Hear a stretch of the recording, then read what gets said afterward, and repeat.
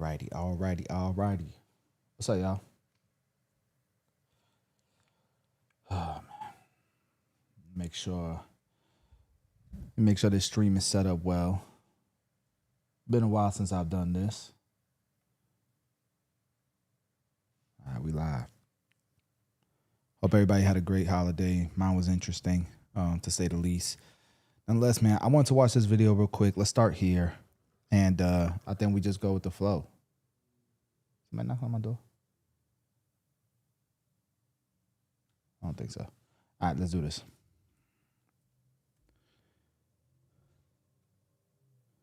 YouTube, what's going on? It's your boy Concise.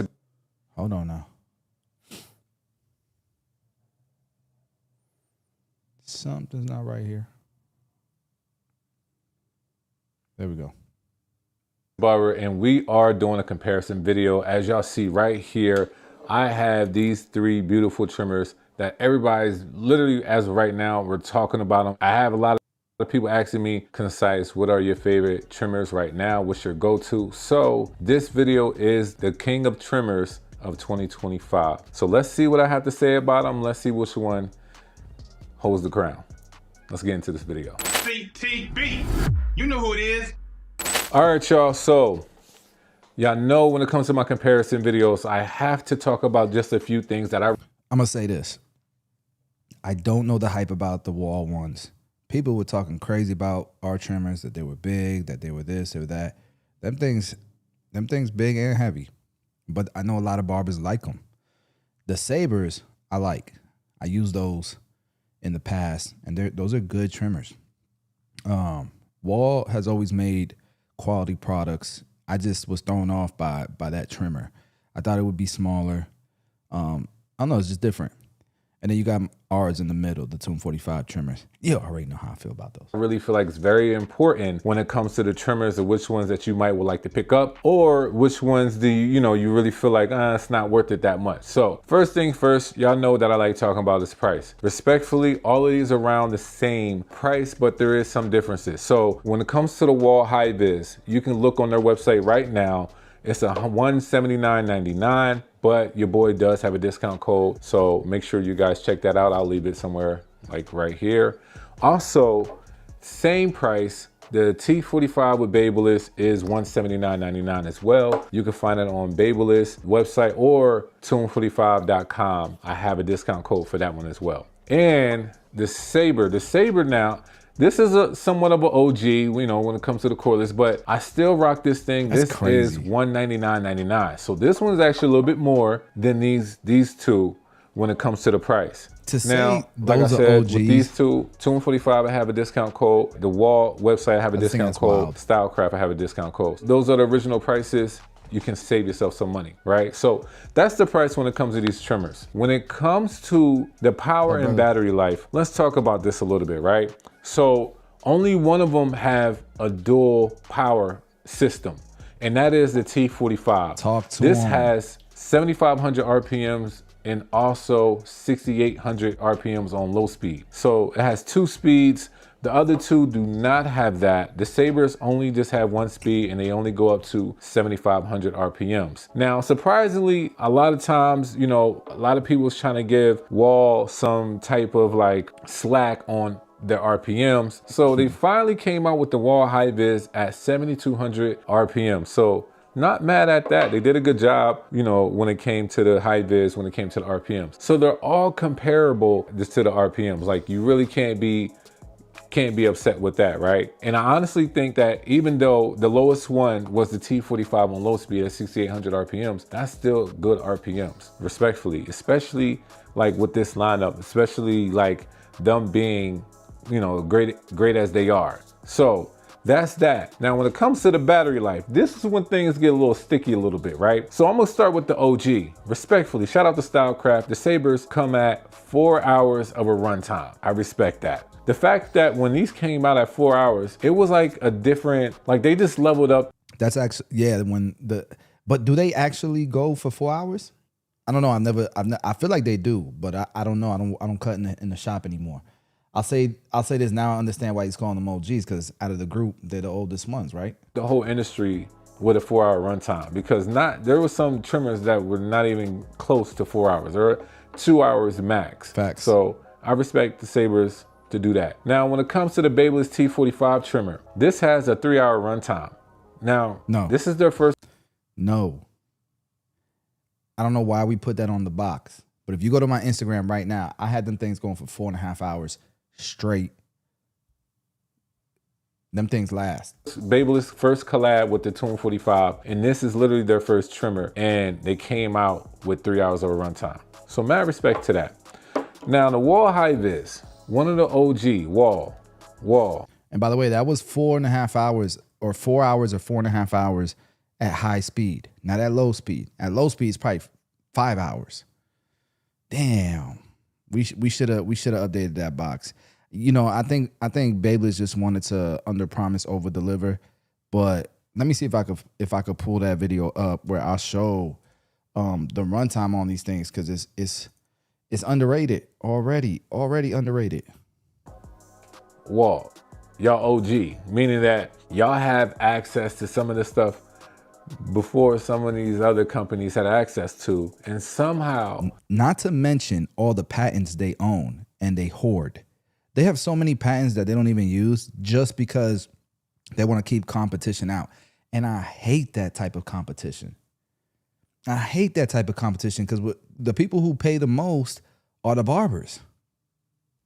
this thing still runs just about 2 hours of a runtime. They say 135 minutes, but it's 2 hours and 15 minutes. That's not that good. It's like they're lagging on the battery life. I honestly feel like, even though it's a trimmer, don't get me wrong, it is a trimmer. So we don't use it all day, every day in our hands nonstop. Good point. Clearly, you're gonna have time to put on a charging dock. However, I honestly feel like for those that might be mobile barbers or always like cutting outside of the barbershop, they're probably gonna need something just a little bit more than 2 hours and 15 minutes. So when it comes to the battery life, they kind of fall in that area, in that category. That's that, right? So now we're gonna talk about the blade, because honestly, this is where a lot of people really wanna know. Hey, listen. These the ones. I've never watched this video, but I'm going to assume Concise is going to let the world know. What's up with these blades? Let's go with the OG real quick.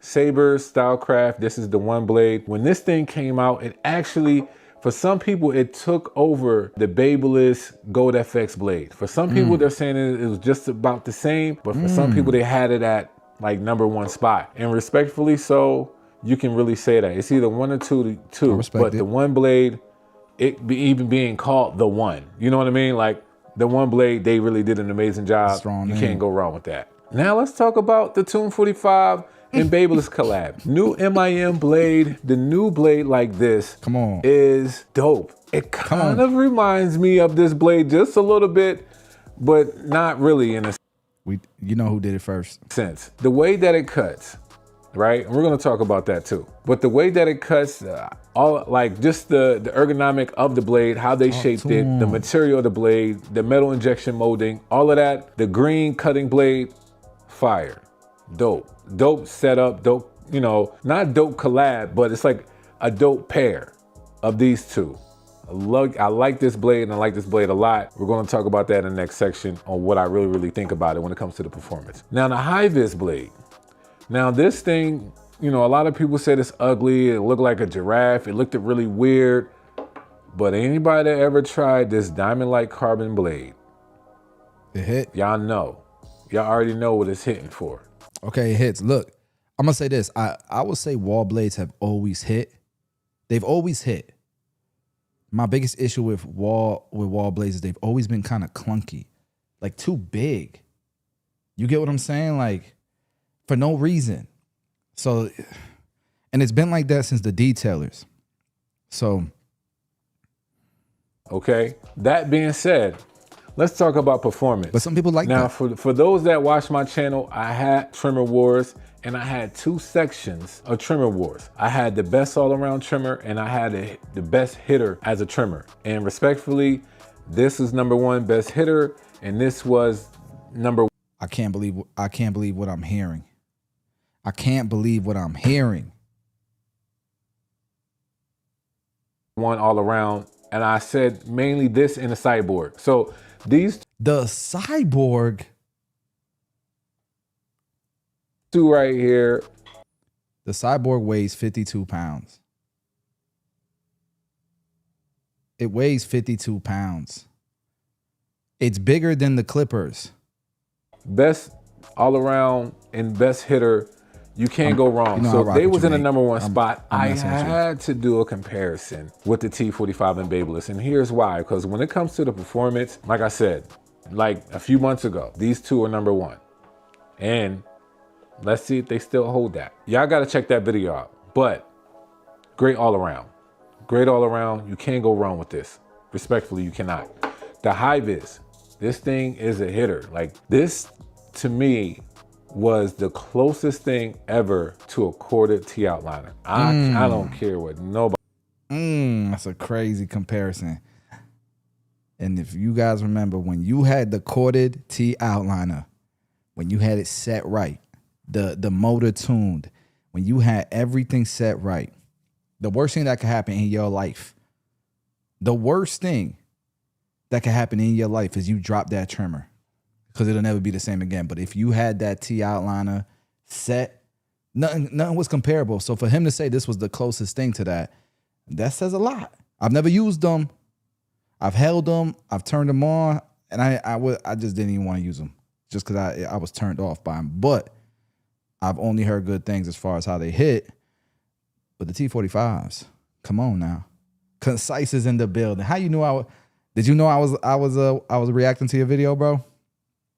I've been meaning to ever since I seen you drop it.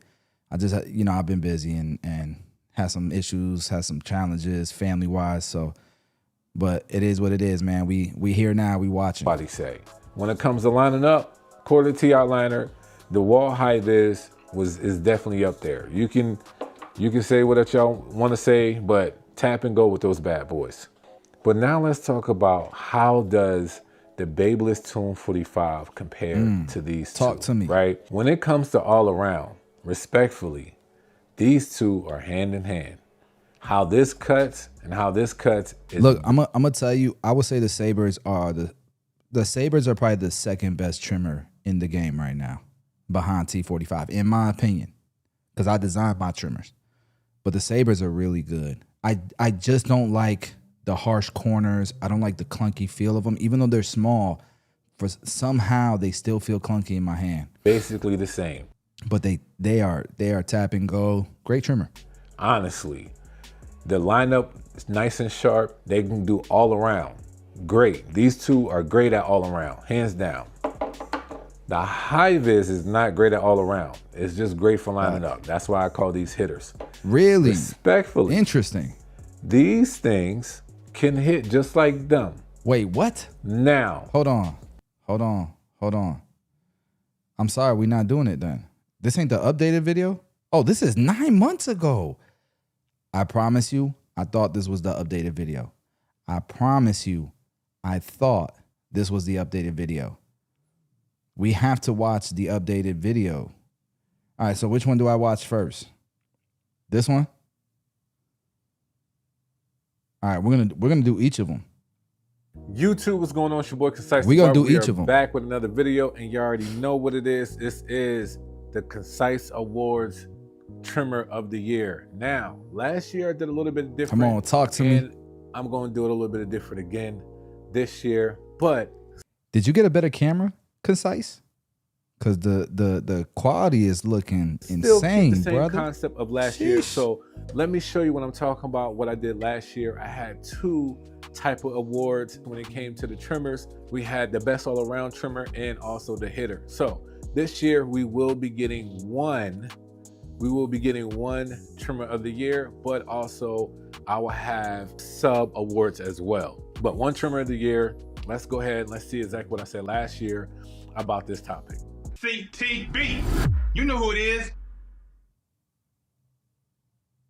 We have the Andis M4 coming in at number 5. One of the main reasons, not because of the price is actually like one of the best ones, but when I got to the performance section and also the ergonomics. I'm interested in this one, the M4s, because they brought some innovation to the industry, and I gotta tip my hat to them, man, because one of the owners started getting much more involved in the barbering sector, and you instantly seen the difference in how Andis had rebranded. They were stepping it up, and then they came out with this M-Force, and I was like, yo, that's actually kind of genius. The whole magnetic vibe, and the Andis TI line is a classic. I love the body on that, the design on that. I don't think they ever need to change it. But I've never used them. I've never even had them in my hand. It is like a basic trimmer like that you hold. A lot of us are still used to that body, but the performance wise, all that stuff entails the run time, the charge time, the battery, you know, the performance, the RPMs, and even the noise. The noise level on the Andis M-Force is just a little bit louder, to be honest. The blade with is the amazing. magnets. It's still one of the best all around trimmers, honestly. Next on the list is the Barber. So you know what, that's surprising to me, because when you think of like high-speed trains, don't they run on magnets, and that's why they're so quiet and they just zip by? I would have thought, you know, it's a track, it's two magnets, right? And I would have thought something similar. Was but FX1 trimmer, and the main reason fire why, trimmer. I mean, we already use their blades. We know that it works. The battery life is really not much of a, you know, a problem. However, some people don't like the fact that this trimmer does not have its own charging dock, but the battery does. It does allow USB-C, but that's only to the charging dock, but it has nothing to do with the trimmer body at all. So number 3 spot, some people might be surprised at this, but it definitely made it to the number 3 spot, is the JRL Onyx trimmer. For those that had it, it seems like they had problems.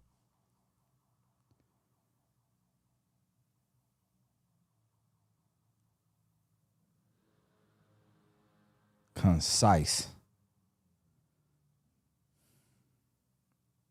I think the JRL clipper is one of the greatest engineer clippers of all time.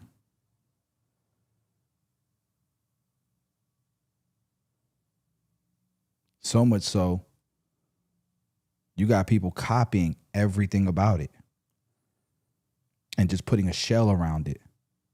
And they're copying the version 1 when version 3's out. They're copying version 1, still selling it today, and people acting like it's the greatest clipper ever. Meanwhile, they just came out with the Onyx and then the Ghost and all that, right? This is a hell of a machine, but the trimmer is just awful in my opinion, bro. It's just a bad trimmer. With adjusting it to their liking, but honestly, once you got it to the place that you spring do like technology they did is terrible. Very, very well. The noise level is really, really good. Has a charging dock. It does not have a different charging option, but the price of it is the cheapest one out of everybody. And honestly, they gotta sell it for that price. With that.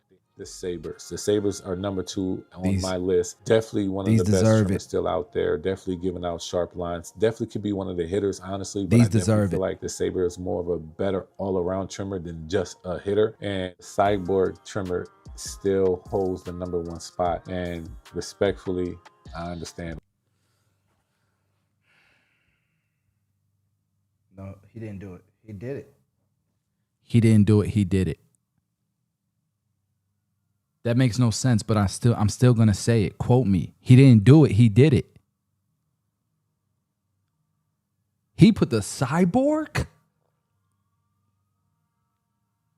If I go to 50,000 barbershops, 10 of them got a Cyborg.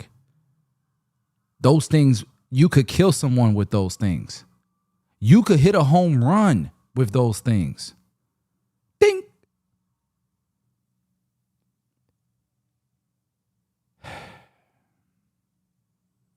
The Sabers are way better than the Cyborgs. Way better. It's not even close. Why? I do have the instinct. But you know I love you concise. X trimmer. More so the main reason why for me is the ergonomic part of it. The performance is definitely there. The price is up there. It's probably one of the highest ones on the list. Number 4 on the list is the Babeless FX. They said that's for 2024. Well, runtime is great. The price is still up there, even on their website. I think it's around like $170. Some people just don't like, when it comes to the ergonomics, some people don't like the slim line, that small trimmer feel. They don't like it. The blade set right, it's definitely a hitter. Surgical. Some people said they had to scale it back. The black version, You gotta scale it back. That thing is surgical. Better. And I have tried it, did use it, and honestly, I will only set that trimmer to be a hitter because of the blade allows you to just be a beast. Like, yeah, just for real. It's too much for me. I got a heavy hand. At the number 3 spot. I kill somebody with them trimmers. Metal Instincts. And the main reason why I have it at that is because most of us probably don't want to pay that price. I don't like the body. It's not even the price for me. I'm so sick and tired of hearing these barbers who they won't spend a penny. They make fun of shows. They make fun of courses. They make fun of classes. They make fun of a barber school. They make fun of expensive clippers. Do y'all spend any money on your profession at all? You must have a damn bank at your house because you don't spend no money. Because if a clipper's $250, oh my gosh, it's the same price of the shoes I got on. That don't make me no money.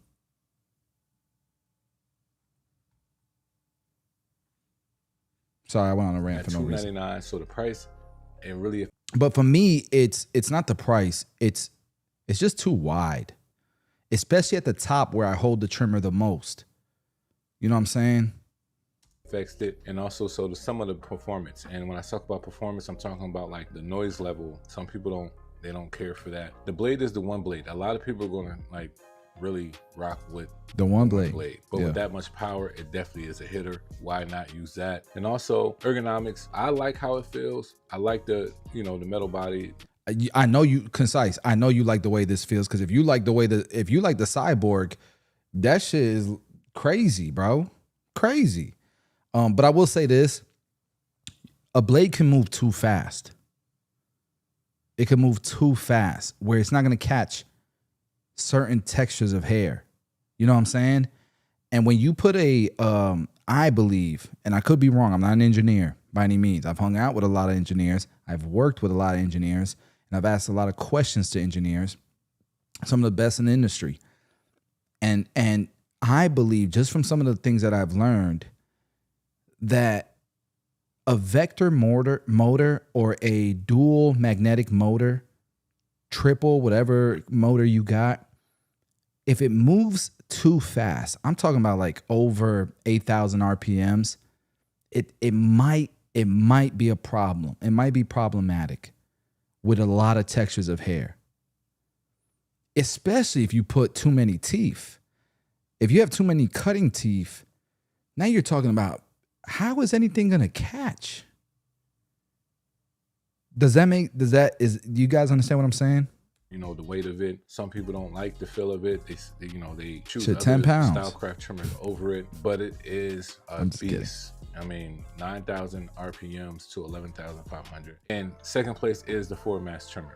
4-mass trimmer. What is that? Is crazy, brother? It's under $100. It has the USB-C option. It has a great runtime. The power is there. The ergonomics. It has a whole rubber grip body. Like how could you not see this? It's actually kind of cool looking. Honestly, it's one of the best balding trimmers I have ever used. It's kind of cool. It is a hitter. I don't use it for nothing else but balding out in that front.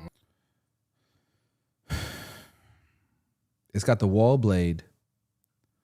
It's probably how does it compare to concise? How does it compare to the new wall joint, the high vis? It's got the wall blade, right? I think it does. How's it compared to because I actually kind of like the design. It's a little big. What's the battery life like? Fine, just hitters. The high vis, best hitter of the year, hands down. It got the Concise Award. And I had to do it that way because I want people to understand that. I just want to slap that clipper off the screen right now. Put that clipper back up. Put that trimmer back up. Hitters.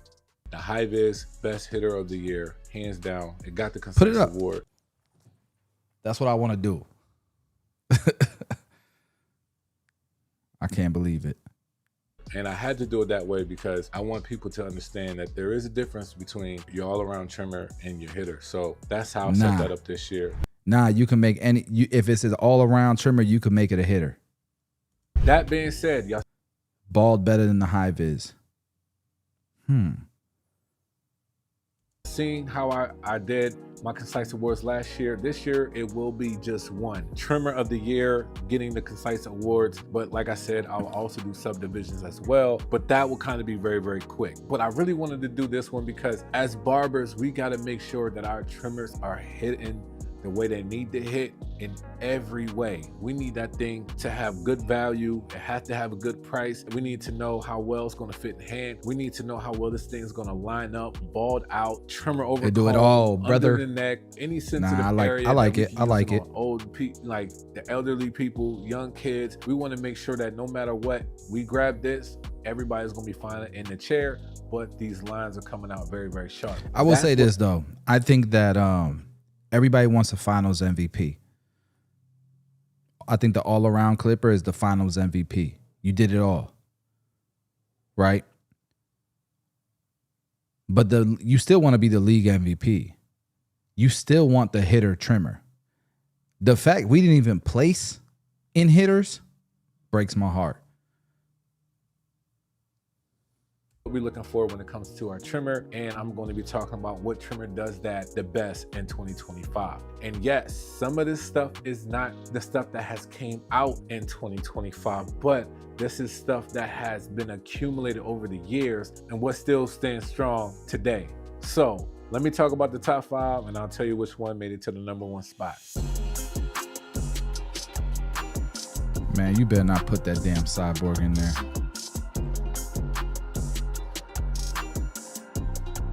Oh, okay. Wait a second. What are we doing here? Okay. I haven't gotten to use those, by the way. I haven't gotten to use those either. Okay. As y'all seen from the previous, the T45s, when they came out. I don't even remember. It's been a blur. I know that sounds crazy. years, I have some that made it this year. Shout out to the Stylecraft Sabers. Most definitely they was going to make it to my top 5. There's no way that they're not on some of the top. The Sabers might be the new T outliners. 5. Like, if you don't like them, then okay.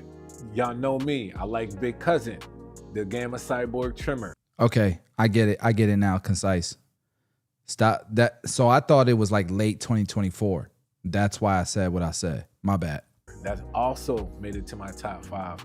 Hands down, one of the best ergonomic trimmers out there. Full metal body, durability is there. It's quiet. Just say, got the nice silver one blade on it, like USB-C option. 4 he didn't hours. Just say ergonomic. You really can't go wrong with that trimmer. Another one that made it to my top 5 is the JRL Diamante trimmer. You could build a house with this trimmer. Concise. Trimmers you could out there. You could kill somebody with that trimmer. Concise. Full metal body, durability is there. It's quiet. It got the nice silver one blade on it, like USB-C option, 4 hours. You really can't go wrong with that trimmer. Another one that made it to my top 5 is the JRL Diamante trimmer. Now, that might shock some of y'all because of what I said about the clipper, but that's just the clipper. The trimmer, though, I can't lie. Wait. You set that thing. Wait. How you?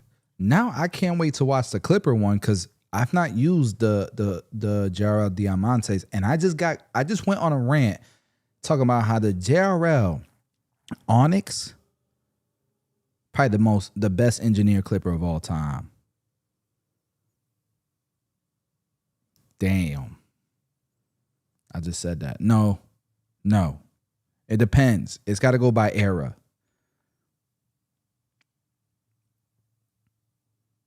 The T45 is the best of all time at this point in my life. But I'm talking about in the past. When those came out, I ain't gonna lie, it shook everybody. From my perspective. But then when the Tune 45s came out, it shook a lot too. But then when the joints with the vector motor, what was it, the Stylecraft or the Gamma, which one? What the small clipper with the vector motor? When those came out and they was blowing up and shit, Bro, they was blowing up and people was like, I don't care. I'm buying another pair. That's when you know you got a crazy good product. I mean, you can fix those problems. I don't know how Stylecraft or Gamma, if they had any, what kind of challenges they had there. I don't want them kind of problems. But yo, everybody, I got 11 shops. All my barbers had a pair of those on their station. Sometimes I just go to my shop and I be looking at stations because they use whatever they want. And I be peeping like, damn, he got that, he got that, he got that. He the only one in the shop that got him. That means it didn't really hit. But everybody got these. That means they hit. So believe it or not, the Sabres did not hit. The Sabre Clippers did not hit in my 11 shops, even though people love them. But when the Instincts dropped, they hit. Everyone went crazy. Everybody in my shop had the Instincts. Don't get me wrong. A lot of people got the Sabres. But when the Instincts dropped, I was like, whoa. Whoa. Hey, Mike Check, appreciate you, brother. I will say this. A lot of my barbers, probably the majority of my barbers got the T45s. We don't make them, we don't give it to them, and we don't make them buy nothing. Shout out to my guys. You know, some of them probably do it because, you know, they rock with me and they want to support me. But and shout out to them boys. But I like to think also people rock with them because we broke some crazy numbers. Some crazy numbers. Demolished expectations. It wasn't even like, I'm going to tell you this. What they thought we would sell in a year, we sold in the first 30 days. Think about that. That's pretty insane. All right, let's continue. My bad, Concise. I don't know if you even still on. And I do like how you have the zero gap because it makes it more efficient. That thing is a problem. The Diamante trimmer is definitely a problem if you know how to gap it correctly and how well it performs and all of that jazz and all the things that it gives us. So that made it to my top 5. Another one that made it to my top 5 is the T45 trimmer. Definitely made it to my top 5. One of the most controversial trimmers out there. How could this not make it to my top 5? Y'all know I don't always go with the grain. Some things I go against the grain, but only because of how well it performs, not because of anything else. But it made it to my top 5. And last but not least, can I say something real quick? I hate to keep cutting you off, Concise, and I haven't tried the Andis new joints either. Andis did something different. Gotta give him some props for that, especially for a legacy company to do it, right? You know, Concise said something about it was a very controversial trimmer. And I don't understand why. I don't get it. Like, I understand, you know, okay, I lied. I understand why. A lot of people felt like they were my peers at some point. And people will support you when they feel like you're there with them. As soon as you grow too much, it gets weird, bro. People all of a sudden hold you to a different standard. They expect something different from you. And it's difficult. It's difficult because I'm still the same person, but your perspective changed, not mine. My perspective stayed the same. You know what I'm saying? I'm still the guy living below my means. I'm still the guy that's family first. That's God first, then family, right? Finances is kind of like, it's important and I'm very disciplined with it, but it's not my world. I took a vacation every month this year. Had it not been for my son going to the hospital, I'd be in Vail right now. I had to cancel that trip. Every month I take next month I'm going to New York. After that, I'm going to a concert. Like, what's the point of all this hard work if the only thing you got to show for it is some numbers? Bro, you a loser. You 40 years old, you ain't got no wife, no kids. What you making all this money for? To be with people who don't care about you? for some materialistic things, for some clout. I try to tell my young bulls, man, my nephew, my son, the young people around me, because I'm a basketball coach too. And the young players around me, I try to instill in them, work hard. Anything you want is in your grasp. There's nothing you can't accomplish. Be the best that you can be. Now, it's easy to do. It's not a hard blueprint, but most people ain't willing to do it because they don't have the ecosystem. They don't have the mentorship. They don't have the right people. They don't have the right circle around them. They don't have the resources. But I try to make people realize you can get all of that. You can figure all that out. You're going to have to sacrifice some things. You know what I'm saying? You're going to have to go after some things. It's not just going to fall in your lap. But man, what a blessing to have health, to have family, to have love, to have... I've been with my wife since I was 16 years old, brother. And I used to have people that would clown me for that shit. Like, bro, I was the star in my town. Conference Player of the Year, Regional Player of the Year, Florida All-Star Game, played in college. I had no problem with that life, with that world, and I didn't want it. I have never worshipped that world.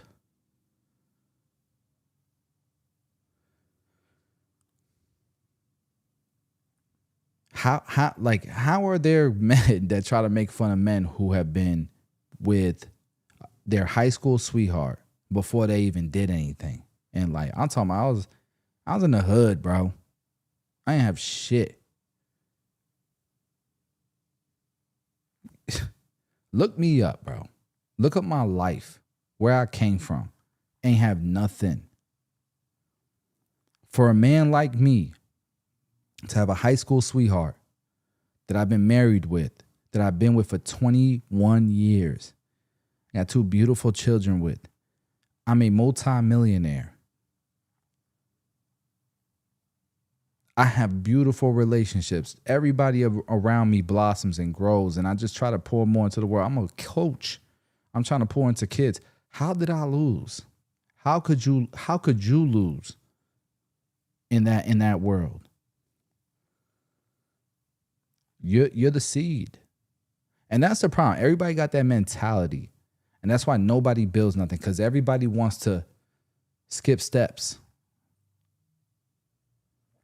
I might have planted the seed for the next president in 2150. I don't know. But I'm going to be watching down from heaven. And I'm good with that.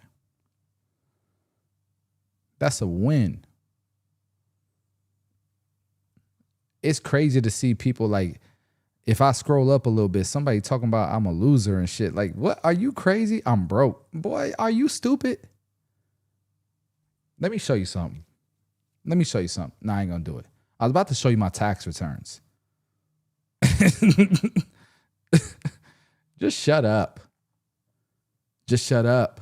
What you've made for many years, combine all of them.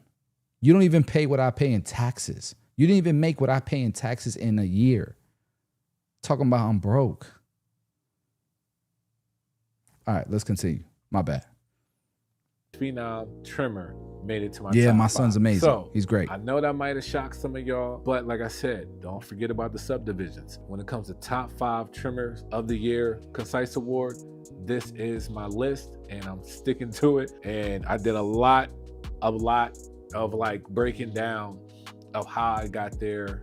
And it's hard for me to give you every category, but let me try. I would tell you everything, but it's hard to do all of that in the video without the video being crazy long. So I did it by price. Same thing for clippers too. I did it by price value. Very I did soon. it by ergonomics. I did it by power. I did it by sharpness. I did it by durability. Hold on. Runtime. I can't miss this.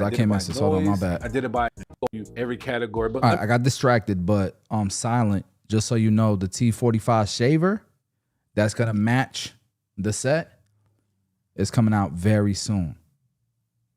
Like before the NBA playoffs, I think. Like before the first game of the play.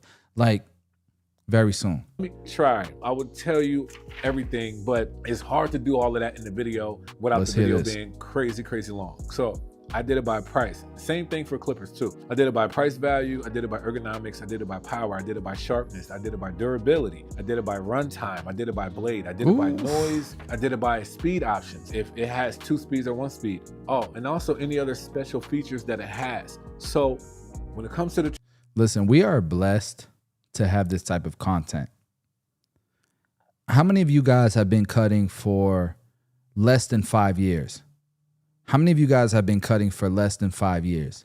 Do you understand how blessed you are to have this type of content, to have this type of wisdom, willing to have a YouTube channel? Because in my day, and Concise, I know you could relate.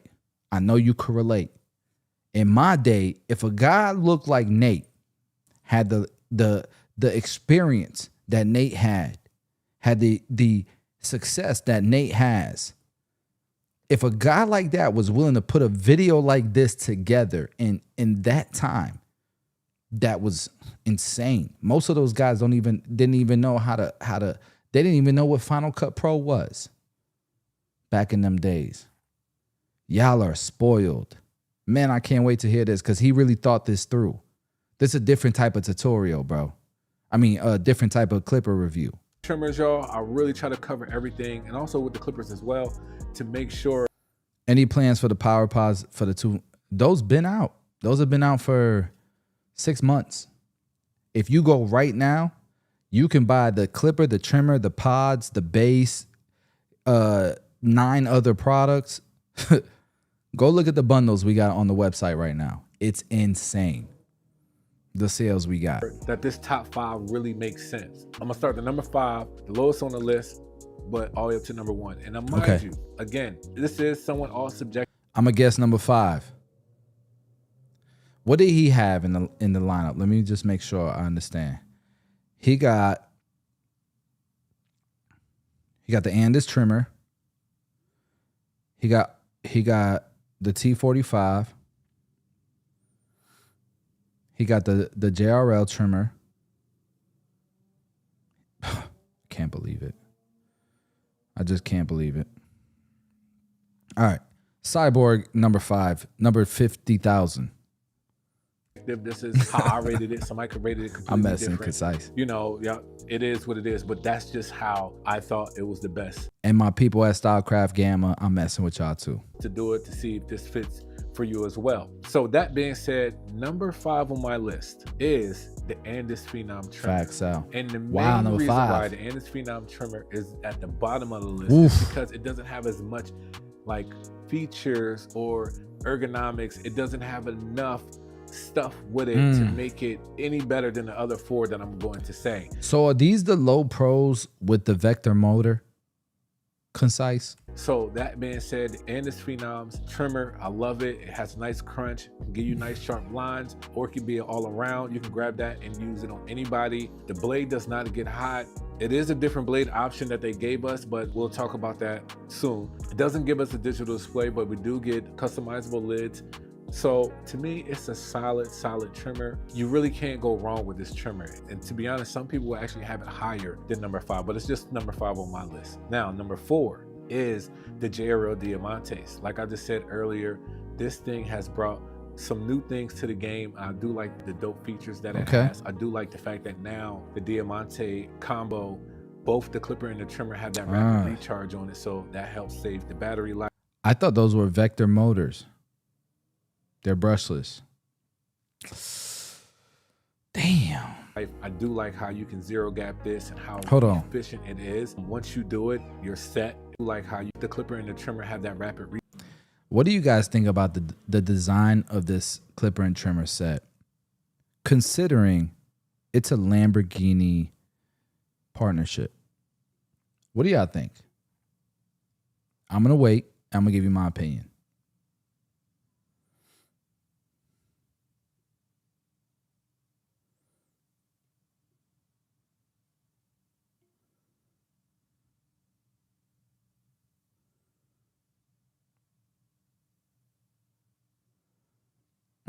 It was the Recon.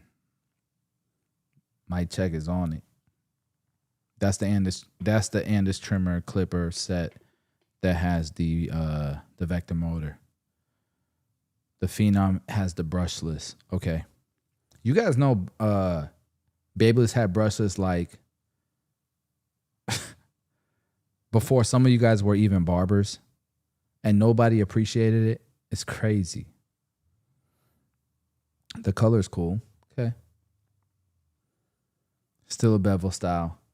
I just think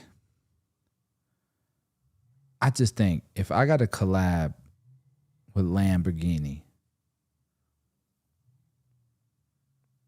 I need, like, it's still just a 2-piece mold, right? And like, look at that split right there. That split right there pisses me off. It just feels lazy. It's just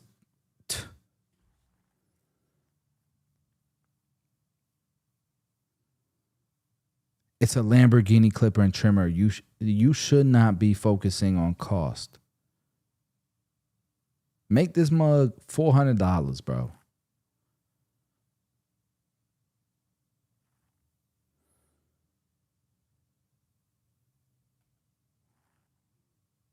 Charge on it, so that helps. Like, that pisses me off. That line right there.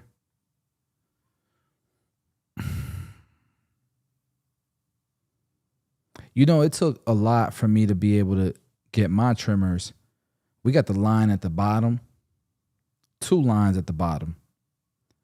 We had the line at the bottom of this area so we could put the rubber grip. Like, those are each molds. Those are each toolings.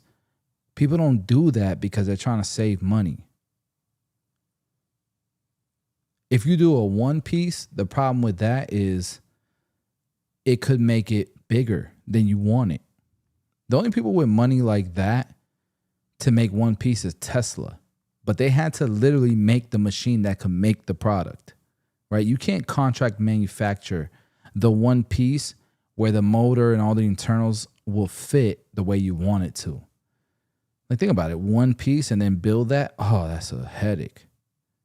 Okay, but like, people don't realize the luxury of having a whole nother tooling, a whole nother mold for the grip that's going to sit there, for the cutout that's going to get that piece, for the cutout that's going to get the extra battery, the wireless charging in it, the digital display that's actually good, not some shit, not some cookie cutter shit. It was custom made for that clipper, so it would work with the wireless charging and the dual batteries, right? Like, people, it's a thankless profession to do this, bro.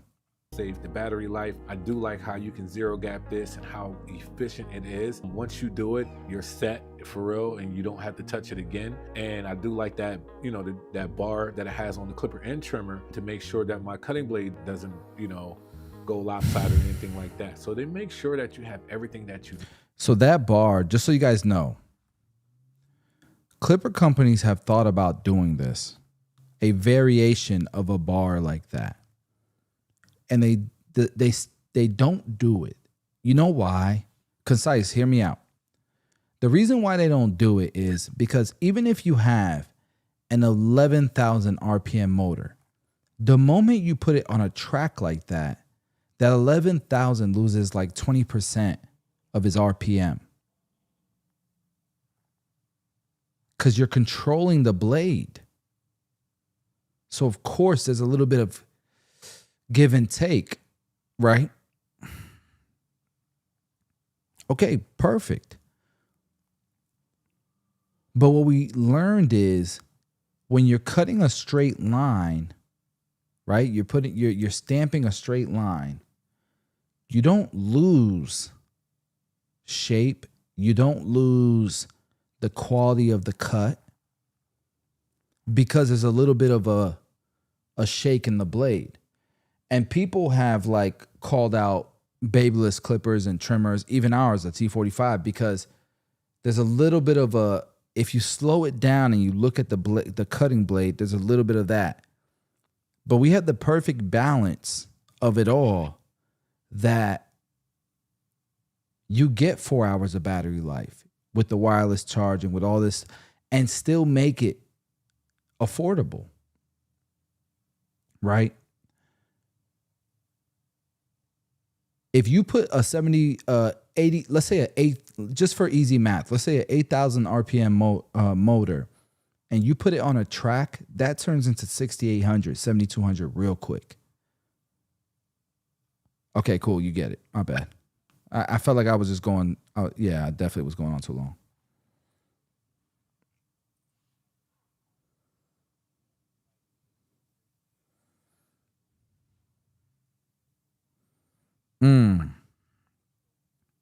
The actual blade matters.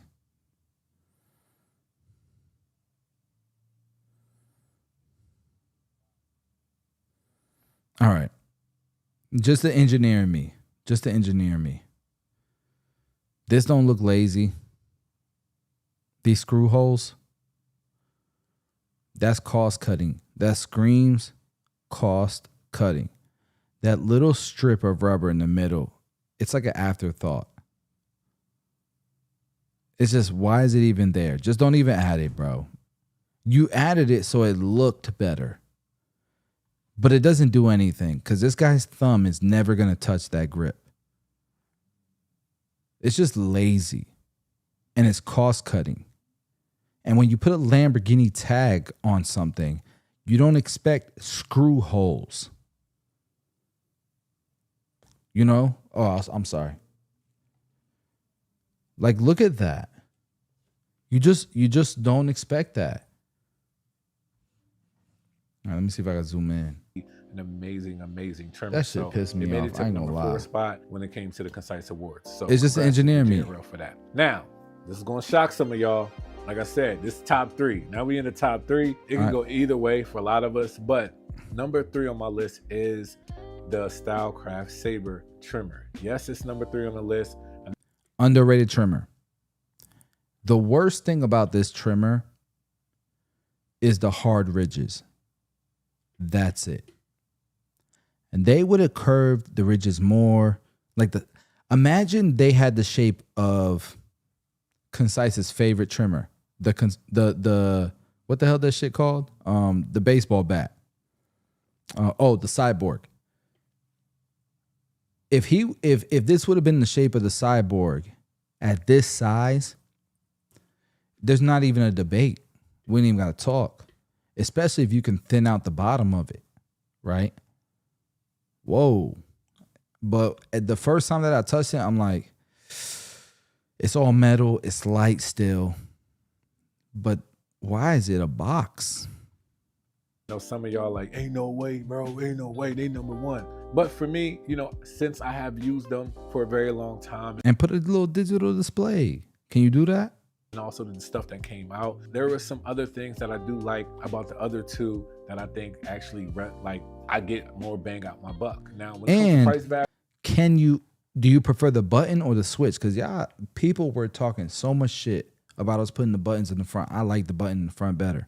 I think the Sabers, they're still I like the button there. Price, so you might find them for like $150, but I still think they're just a little bit up there. No USB-C, it's just USB, and like they could have changed that about it. The body feels good, nothing wrong with it, but it's just a little bit more lighter in hand. Ergonomically, it's okay, but how Concise.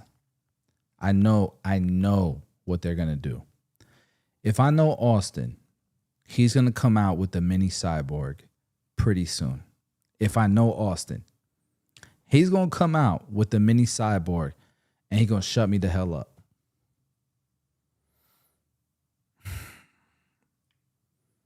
But the one he got now, that shit's trash. performs. And I've never dogged a single tool of his. I've always said good things about their tools because all of their tools have been great. But not that one. Lines up, like you can't go wrong with the Saber, the one blade at all. It will line up well, it will bald out well. It being in the top 3, some people have it 2 or 1. You can go either way with it, like I said, but in my list, it's top 3. Now, we've been here before with one of these trimmers. I think it was number 1 last year, which was the Cyborg trimmer, and now we got the T45s up there. But this year, I've been talking about the T45 trimmers as well, and let's see how they compare up when it comes to this part, right? So, very, very neck to neck. I would say that there was one thing that really stood out to me that some people might like, some people might not like, but I look at it as an additional feature is having a 2-speed option on my trimmer. Now, how many of us are going to use that? I use it. Not really sure, but I know I have used it depending on who I'm cutting. And I know that might sound crazy to some of y'all, but actually the lower speed definitely helps with people with more sensitive skin. But it having that option, 3 different ways to charge. It does have USB-C, so does the Cyborg has USB-C. Cyborg has a little bit more durability, being an all-metal trimmer. Ergonomics are there, but I will have to say that the T45 ergonomics are just a little bit better. I do like the blade being switched around, even though... You didn't just say a little bit better. You didn't just say a little bit better. You didn't just say a little bit better, did you?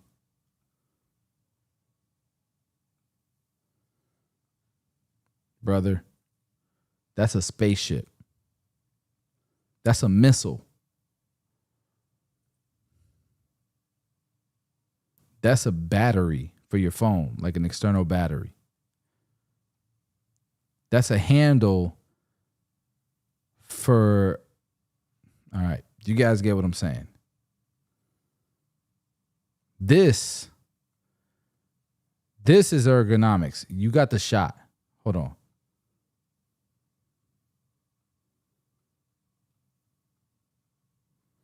You got the shot right there. The finger grooves, the grooves for the side, the thumb groove. It's not even close. It's not even close. The rubber grip, the extra mold for the rubber grip. Do you see each of these lines? That's a new mold. All these caps, all these lines, that's a new mold. We weren't lazy. You can't... A bit better. I do like the blade being switched around, even though it feels more organic that way. Now, does that matter? The price value of where the Cyborg is at, or $189. The removable cap, zero gapping tool. You get the T45 trimmer. It comes with the charging pad. It comes with this new MIM blade that Babyliss came out with for the T45. That thing's like $50. And I started to compare really like how efficient both of these trimmers are, and I have to say at the number 2 spot, it is the Gamma Cyborg trimmer. It got knocked down just by a little bit and made it to the number 2 spot.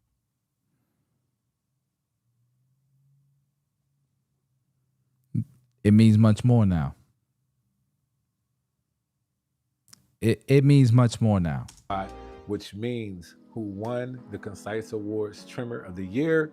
It is the Babyliss T45 trimmer. I feel it. I feel what you were saying. It means much more now. As the first collab. And we fought about this trimmer for a long time.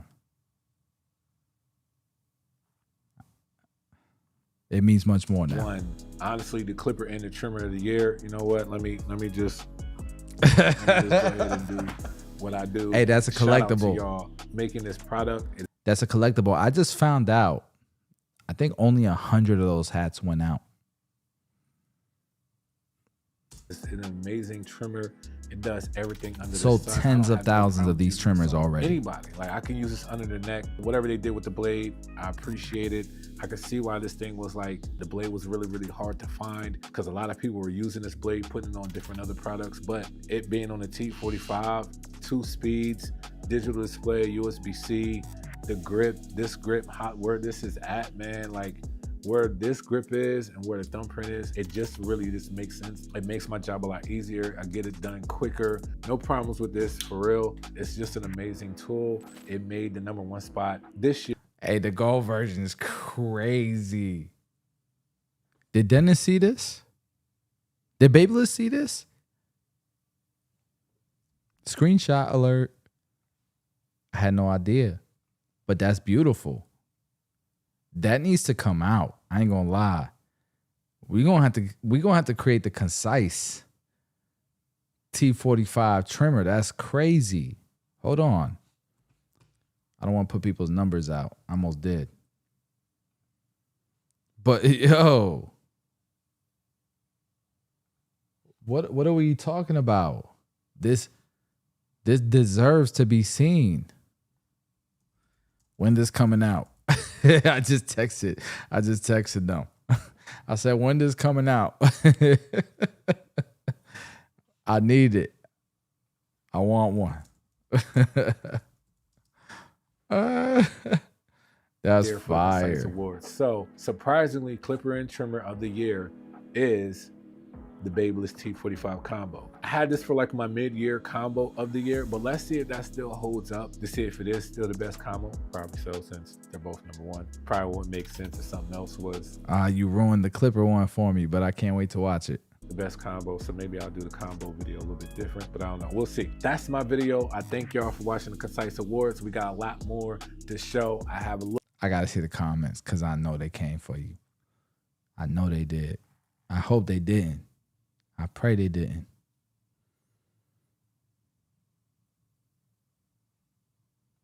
It makes my job a lot easier. I get it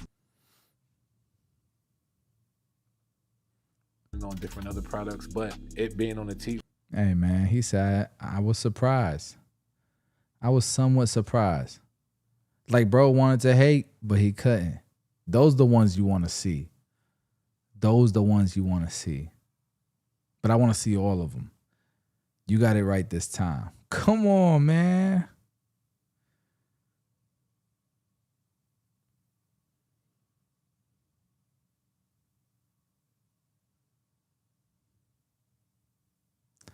I hate this guy. Let me see what he talking about. Look at this. Thank you for all the positive vibes. Where the fuck is your positive vibes? Stupid. I'm sorry. I shouldn't talk like that. But I'm not even cursing no one. You know? It's a little controversial, my view on that biblically. So this guy pissed me off though. What you talking about, bro? Like, fuck, you just a hater, fam. I'm bad, y'all. I'm struggling here. There we go.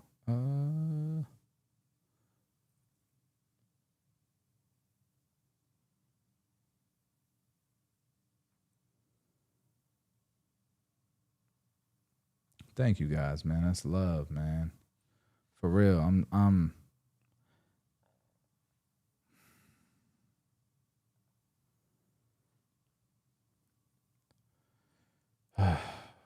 so cool. So cool, man.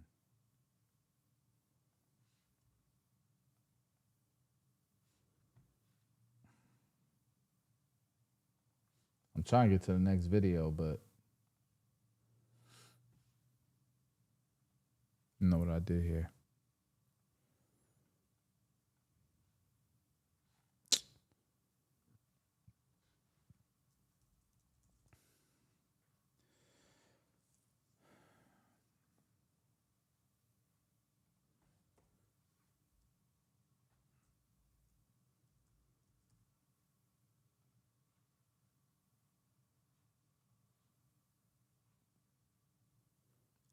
Concise. Which one should I watch next?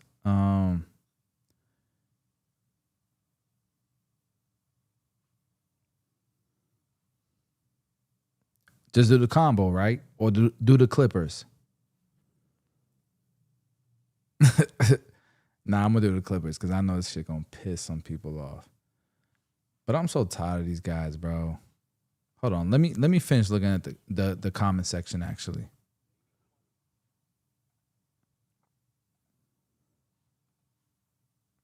Hilarious. All right, let me look at the comment section real quick. I need to finish looking at that.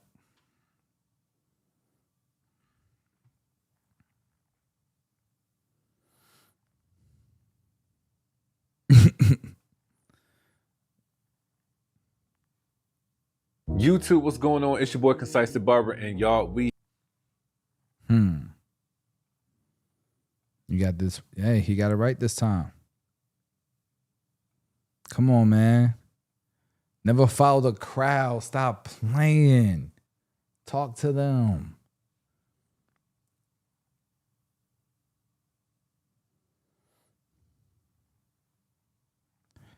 Why no Cocos? Why no? You didn't like the Cocos?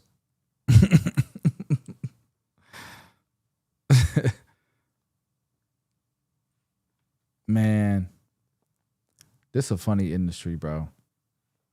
Funny industry, bro. The two biggest clowns are so deceptive, bro.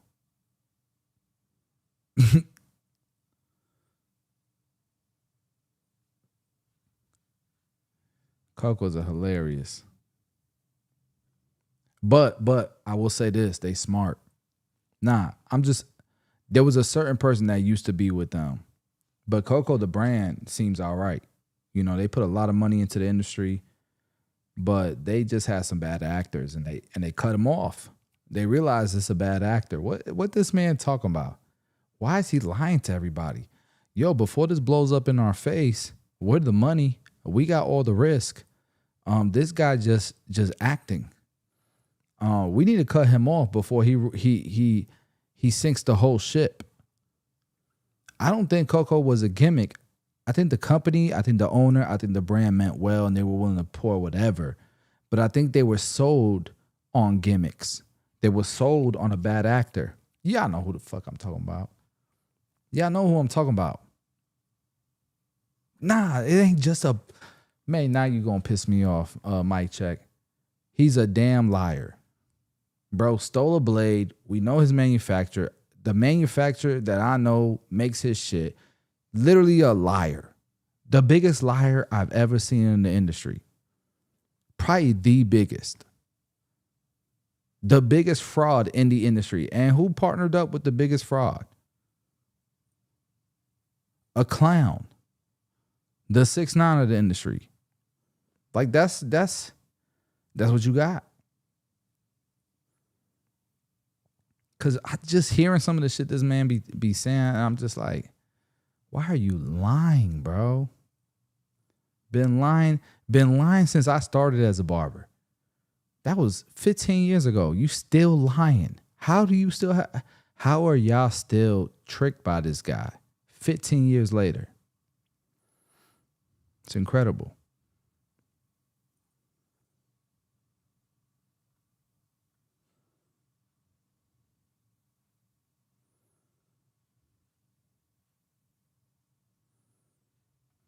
But we're going to do it.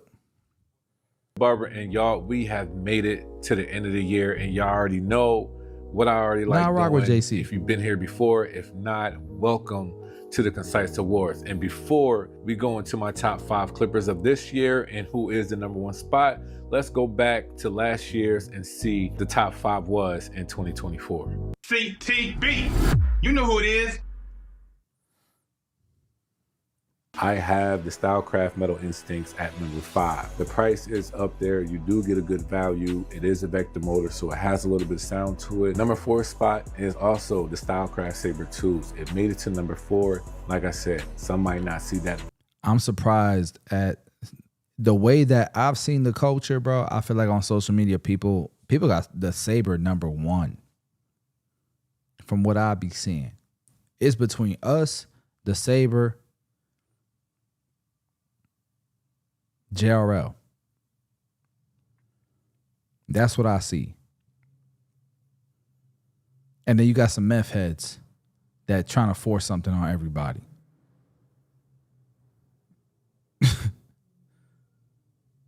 Value. So I did look at that as well. Not just my perspective, but almost everybody's perspective in a sense that the Saber 2s is a great clipper. Ergonomically is there. The power is there. Number 3, I do have the Babyliss Low Pro FX1. Hands down, the best ergonomically clipper. I like how it cuts. It is quiet. Come a long way. The click lever. The click lever is so fluid. I love the MIM blades. Shout out to the Super Pro Mecca. Congratulations.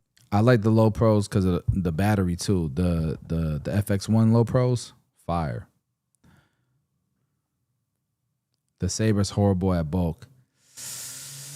Sheesh. Since you done made it to the top mic 5 check. list, you're at the number 2 spot. Respectfully, any clipper that can do What this the clipper hell is do, that? 7,800 RPMs, 3-hour runtime with a What the charging hell dock. It has an is LED that? display. You know Hold where your on. PM. Congratulations, you.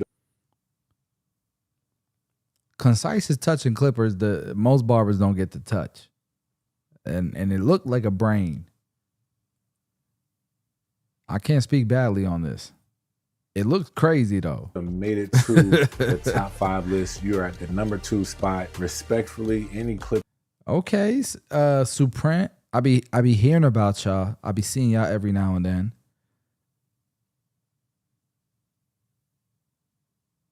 The digital display, bro. Make your own shit, bro.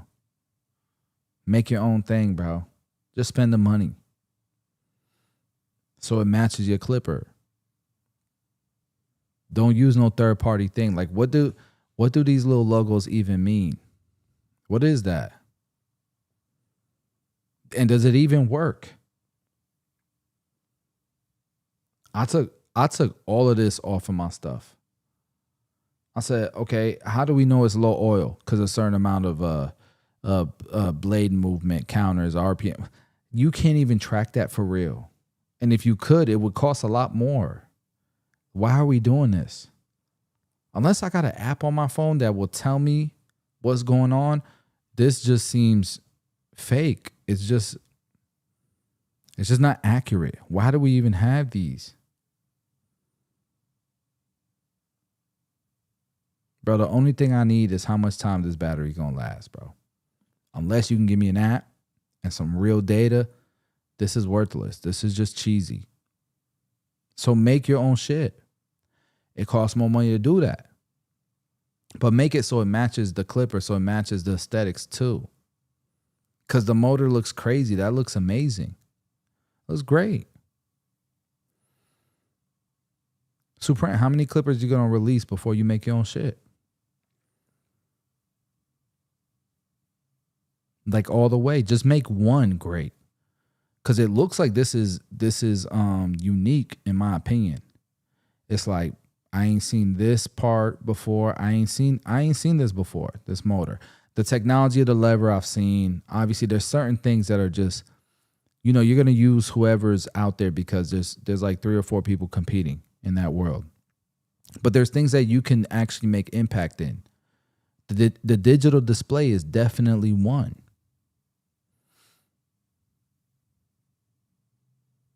All right, let's keep going. That can do what this clipper do. 7,800 RPMs, 3-hour runtime with a charging dock. It has the LED display. You know where your runtime is. It's one of the quietest clippers I have used. The blade never gets hot, and this is still under $100. This is my top 5. And that, to me, that also screams, what's that Stylecraft or that Gamma clipper? Is that the Octane? No, it's not the Octane. And the number 1. The other one. That's the same thing, ain't it? Clipper of the year is the JRL Onyx. Respectfully, they won again. I know it seems like favoritism or something like that, but it's not favoritism. It's the best engineered clipper in a very long time. In that decade, probably the best one. Besides what the Gold FX did. Gold FX changed the game. Y'all didn't appreciate the brushless motor. It's not. I'm really like jotting this stuff down. I'm really trying to figure out. Do you want free internet? Forever? You got it. We're offering free fiber-powered internet when you switch 4 mobile lines to Spectrum. What's beating what? I don't mind anyone having ads. Have 20 ads. The reason why I said that is because I got YouTube Red or YouTube Premium. All right, y'all. So when it comes to the clip of the year, I have to do this. This is something that I love doing every year, testing out all these products. Shout out to all the brands to continue to push and innovate all the products that they already came out with prior. And now let's see if my top 5 lines up to what it was looking like last year. So in this... Can I say something real quick? Top 5s used to look the same for 5 years straight. And then maybe something might change. That's how it was. Concise awards, there are a few things that I did break this down into to make sure that I really felt like as barbers, we got everything out of the way. Like what really matters to a barber when it comes to price, the price value, when it comes to ergonomics, when it comes to quality, when it comes to how well it fades, even durability, even the blade, does it get hot, even if it comes with, you know, amazing guards. All of this stuff matters to barbers, and I'm going to talk about my top 5. Here's the list, no order. I'll be doing that after, but here's the list so far when it comes to the Concise Award, Clipper of the Year.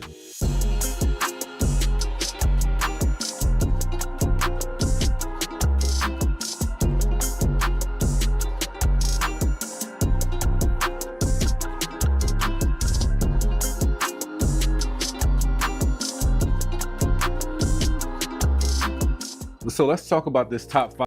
It was Masters, but then the cordless wall took over.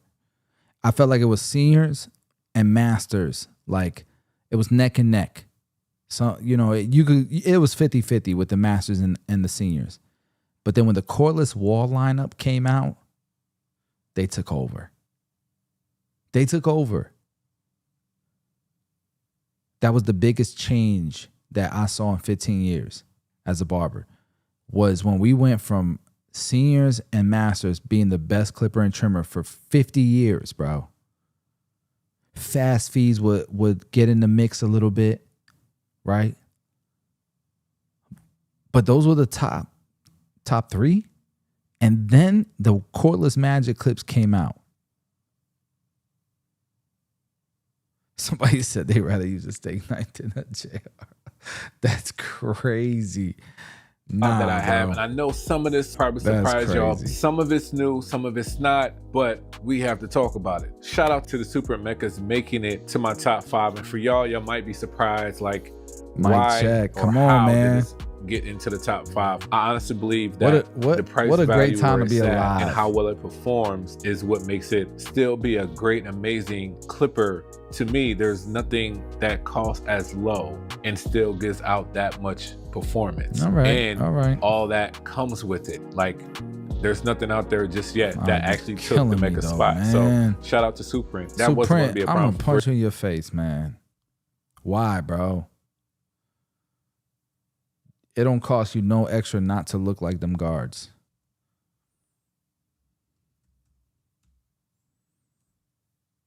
You're onto something. How much these damn clippers? Oh, hell no. No, I get it. I stand my ground. I stand my ground. And how will it perform? I changed my mind. Duh. For $70, they did their best they could in every single aspect of this clipper. Durability with, I think it's metal, right? It's the same clipper. It's the same clipper body as the other one. I forget what brand or what the name of it is, but that thing is bulletproof. It gives you a digital display. They can't do a custom one. It would literally raise the cost by $15, $10. They do a custom one. They did something unique with the glass and the motor. The lever is the same as the Babeless lever. They did good there. They got the dock that comes with it. Should have been just a clipper, but they added the dock. It could, like, literally could have been just a clipper for $70, and that's a deal. But they added the dock. I get it. And it's it's a brushless motor. How are you making any money, dude? How are you making any money? Seriously, I know the prices of this stuff. The guy there's no chance he can ever go into distribution. It's going to be hard for him to sell on Amazon. I don't think if he's on Amazon, he's probably losing money and he doesn't even know it. Let me look. I don't think this clipper's on Amazon. This might be just a website direct. So the brand is there, but I don't think this clipper will be there. Yeah, it's there. What? Is this the same one? No digital display. Yeah, I don't know how you're making money. Cause Amazon's gonna take $40 and you had to ship it inbound. And you paid, come on, you had to pay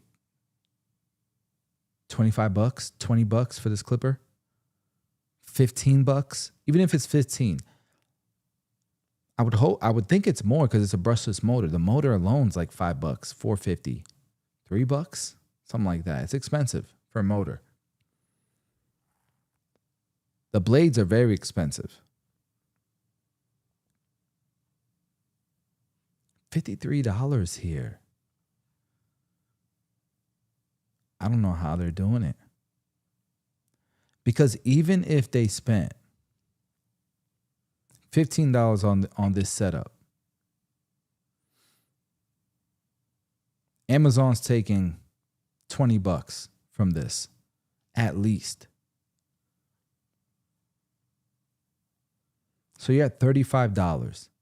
You had to ship it from China here. Let's say that's $4. You're at 19. You're at 19. No. You're at $39.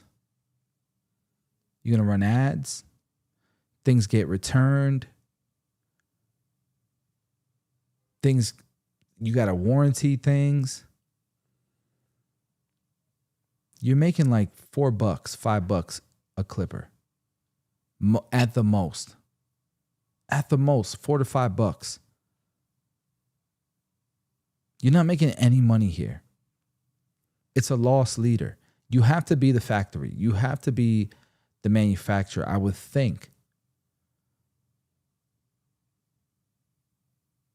And it's a loss leader for, hopefully you'll buy something else of theirs that's much more profitable. But I doubt it.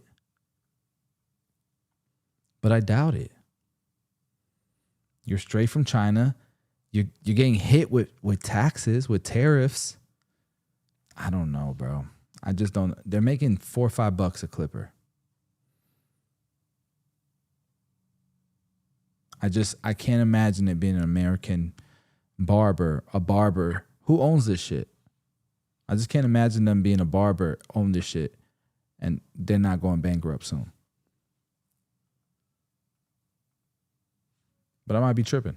All right, I'm sorry. I got what makes it super distracted. Give me a second. I gotta go to the bathroom real quick.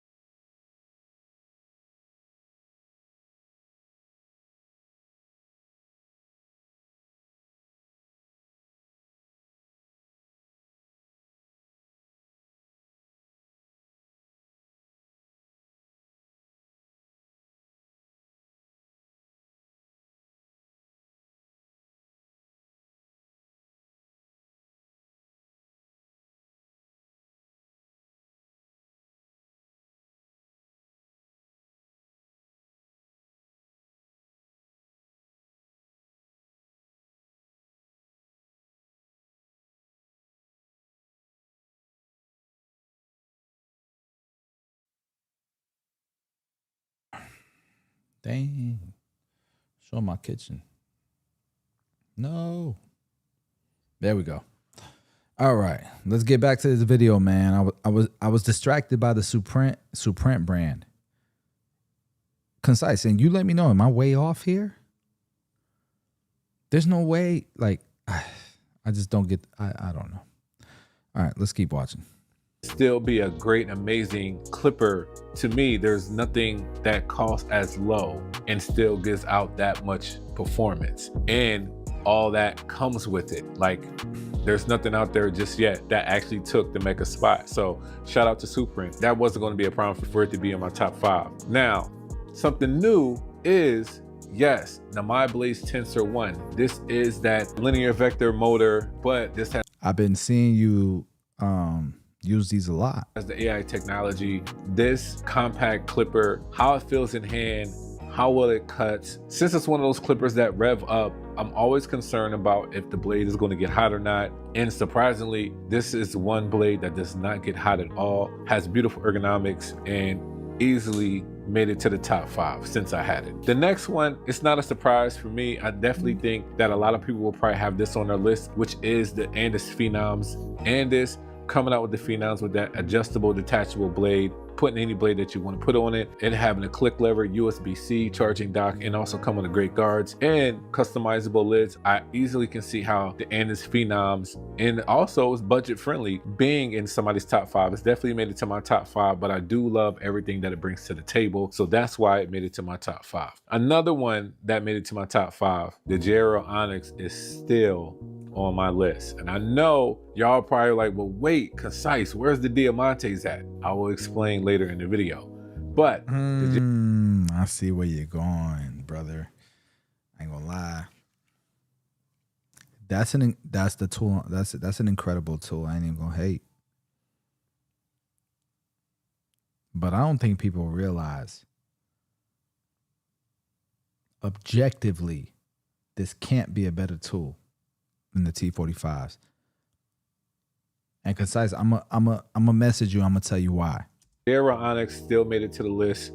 It's kind of really hard to beat that clipper. You know, we'll see. Then the last one is that we have the Babel's T45. I think I did a mid-year combo. I forgot. I did a video recently about the combo set, and I actually had that as the #1 combo set, the T45. And I definitely think that y'all should consider. I know when it first released, there's been a lot of talks about it, but performance-wise, everything that it comes with, how well it fits in hand, like, to be honest, you really can't deny how great this clipper is. So yes, it made it to my top 5. Let's go ahead and break this down. Let's talk about what's my top 5 and how did we get there. We're gonna start with number 5. I had to give it to the Super Mecca.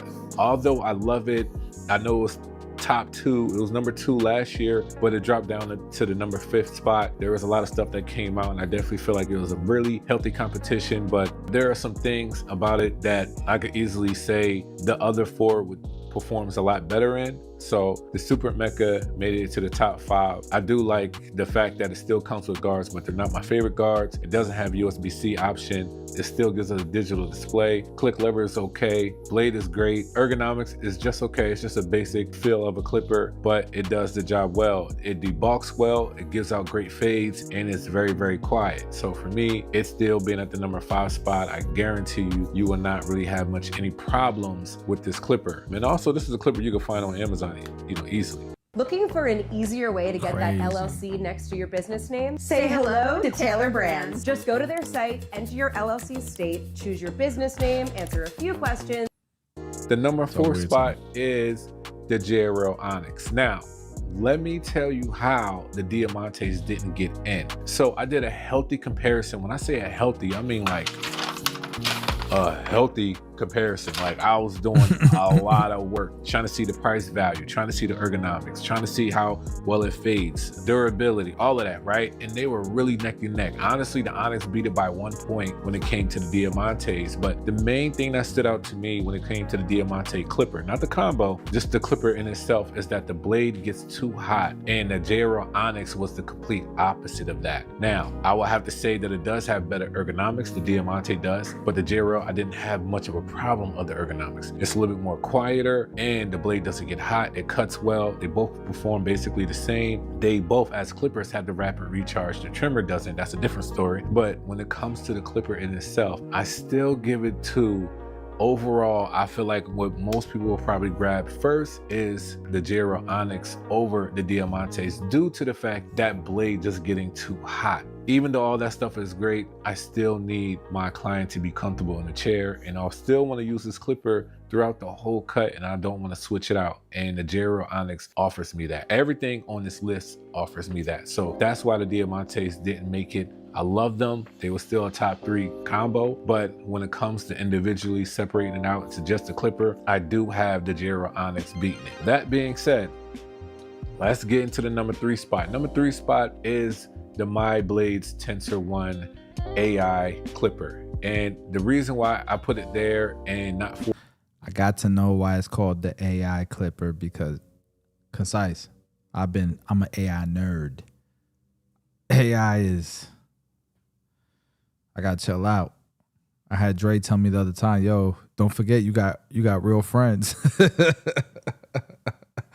I want to knock him out. 4 or 5 is, for one, to me, the price value is just about there, to be honest. And what I mean by that is that 250 euros.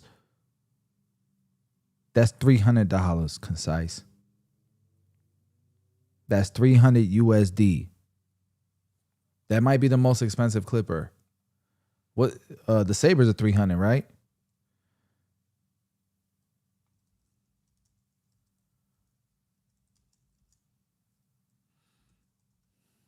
Yeah, that's $300, bro. And I never heard of these people before. Why is it $300, bro? And I never heard of these people before. Why is it $300? And it's sold out. All right, I'm going to listen. It's not that far off, but I definitely feel like, especially with my discount code Concise15, I'm just saying, like, where they came out with and they hit the ground hard running with that price range feels just a little bit under that. I think, you know, you get way more bang for your buck, but it's still like a premium clipper. All metal body, all aluminum body, has nice weight to it. A compact clipper. It's very, very quiet. It's one of the quietest clippers, period, that I have tested out. And how it fades, it has a nice soft blend. It gives a nice blend, close to like a detachable blend, just to be honest with you. But I love how it cuts and the blade does not get hot. USB-C option. It does not have a digital display. So that was like a little bit of a downfall for me. No, hold on. I'm not loving the design. But that's now that I'm getting like a close-up, it might be their marketing sucks. Their branding sucks. Those photos really suck. Don't do it justice. And look, 245s ain't that much better. But our shit don't need that to give the impression that it needs, because we're in the culture. We're locked in. Nobody knows who you guys are, my blades. You have to come harder with your photos. And it's just not doing it justice. But now that I see this, it's all metal. I bet you that looks way nicer in person. I'm looking at the cutting blade, and that looks quality. That's a thick blade. Pause. Like, and then look, we talked about toolings and different pieces. They're doing the extra stuff. It looks like the Coco button. I would have definitely said, hell no. I don't want nothing to do with looking like Coco, but you did it. Definitely would have done a custom digital display. Just a little box. Just a little box. It ain't gotta be nothing crazy. All metal should look kind of like the lever look kind of quality. Look at the hex screw. It looks kind of quality. Look at the little base, right? Body, all aluminum body has, you know, it's all metal, but it's not crazy heavy, but that's too heavy for people. Nice weight. Barbers are soft as shit these days. Like what's the T45s? The T45s I think weigh less than this, and people were acting like they were gonna drown in they were gonna go to the bottom of the ocean if they held on to these clippers. Barbers have gotten so weird. We used to use Andis Masters, brother. Oster 76ers. All metal wall seniors with the cords.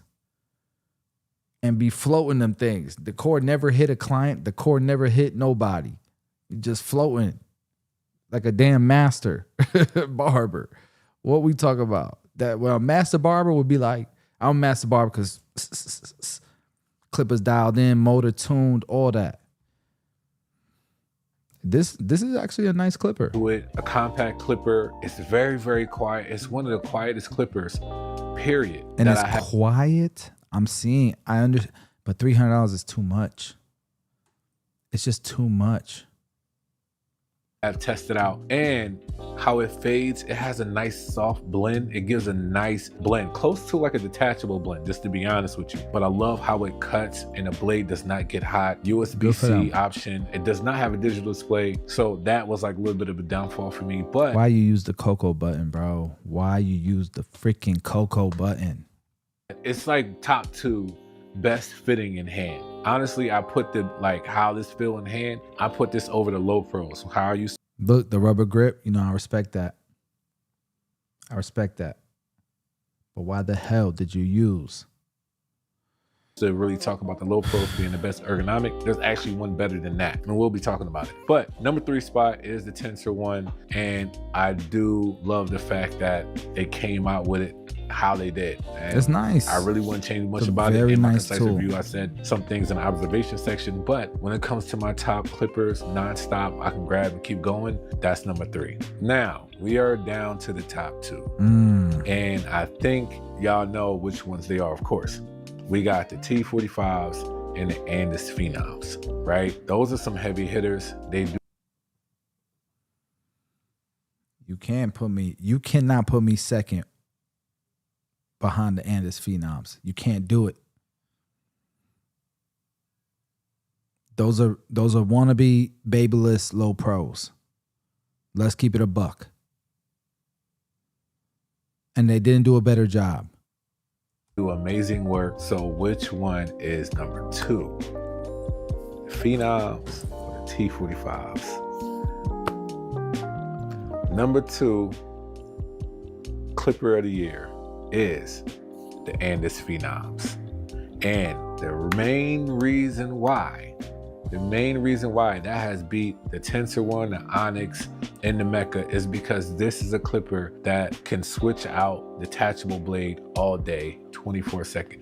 Like, it can switch out the blade the most easiest, right? It's the most convenient. Now, ergonomically, it's not the best feeling in hand, but it's okay, like no problems, like at all. But the fact that we have that budget friendly, I believe.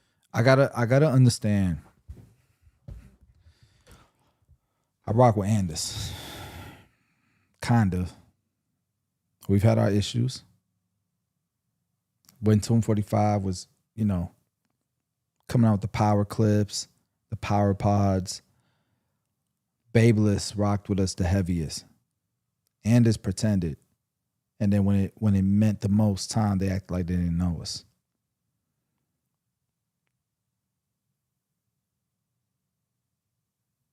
I'm trying to understand.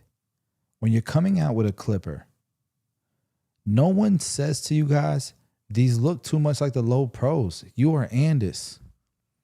You're Andis. What does Andis do? What's it look like? I remember what it used to be, what it used to do, what it used to represent. Now it's just it's lost. It's trying to figure it out. And you're going to use a whole marketing campaign, a whole budget on some shit that look like clippers that came out 5 years before yours?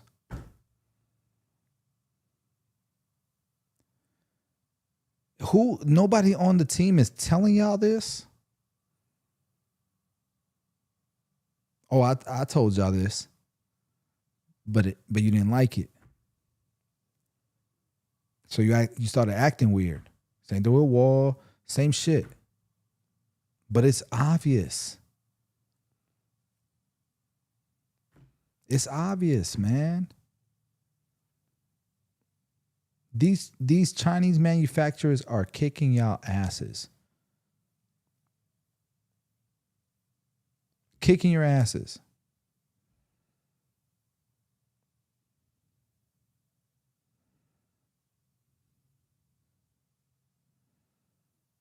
It used to be a flex to be like, yo, we make our own shit here in the States. We do it ourselves. Because you used to make the best stuff. It's not a flex no more. It's like, all right, American made, probably going to be 5 years old technology.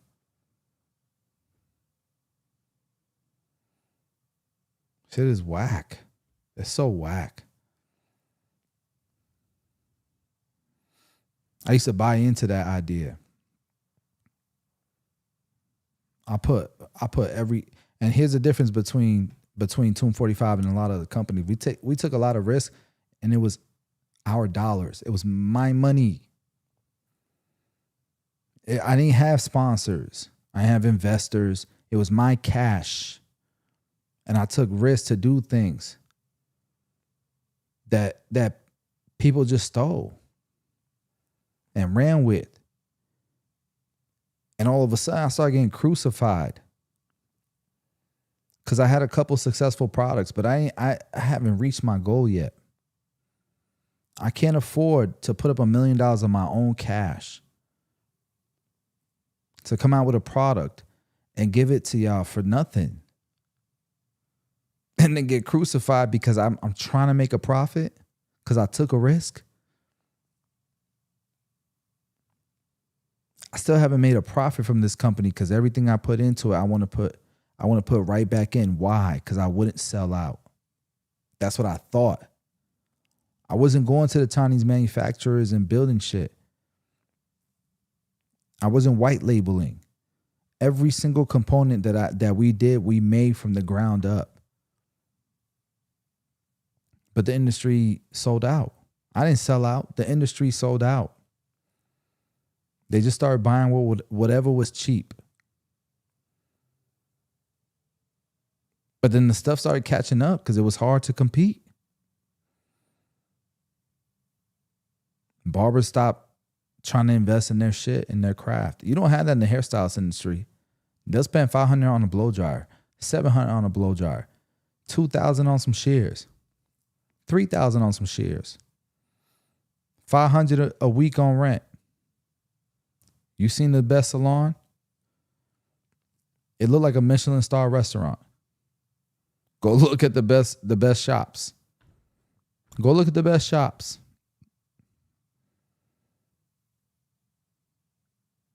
Y'all don't understand that at the smallest level how it affects the entire pie. You're only as good as your average, bro. That's the reality. And the average of barbers, they just don't appreciate engineering. It was 7,200 or 7,000 RPMs. So the power is there. It's a little bit on the softer side, but it works amazing. You can get a lot done with. Candace, why are you doing that, bro? You have all the resources, all the money. Figure it the hell out, man.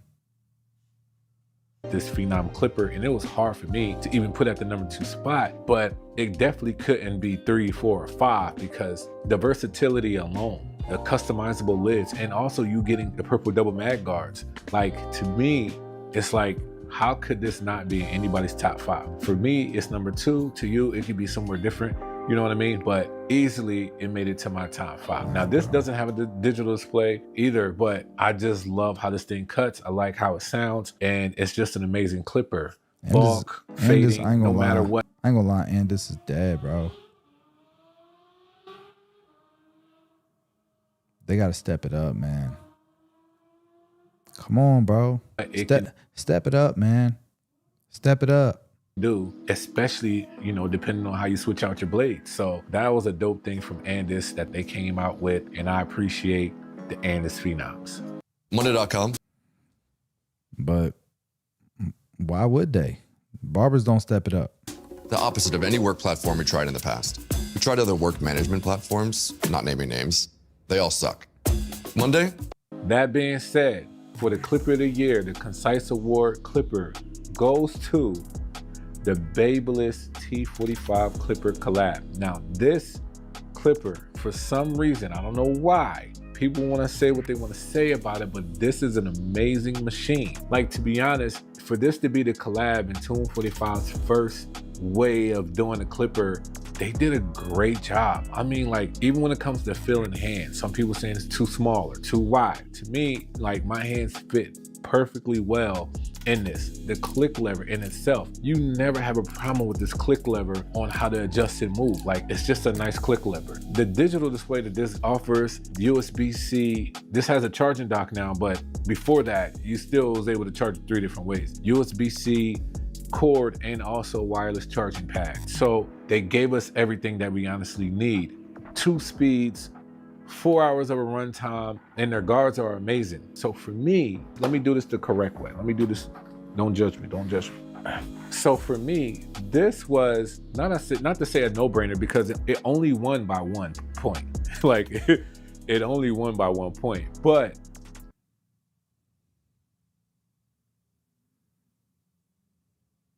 for me, like, this is a one-all be-all type of clipper. It's a rotary motor. It's not a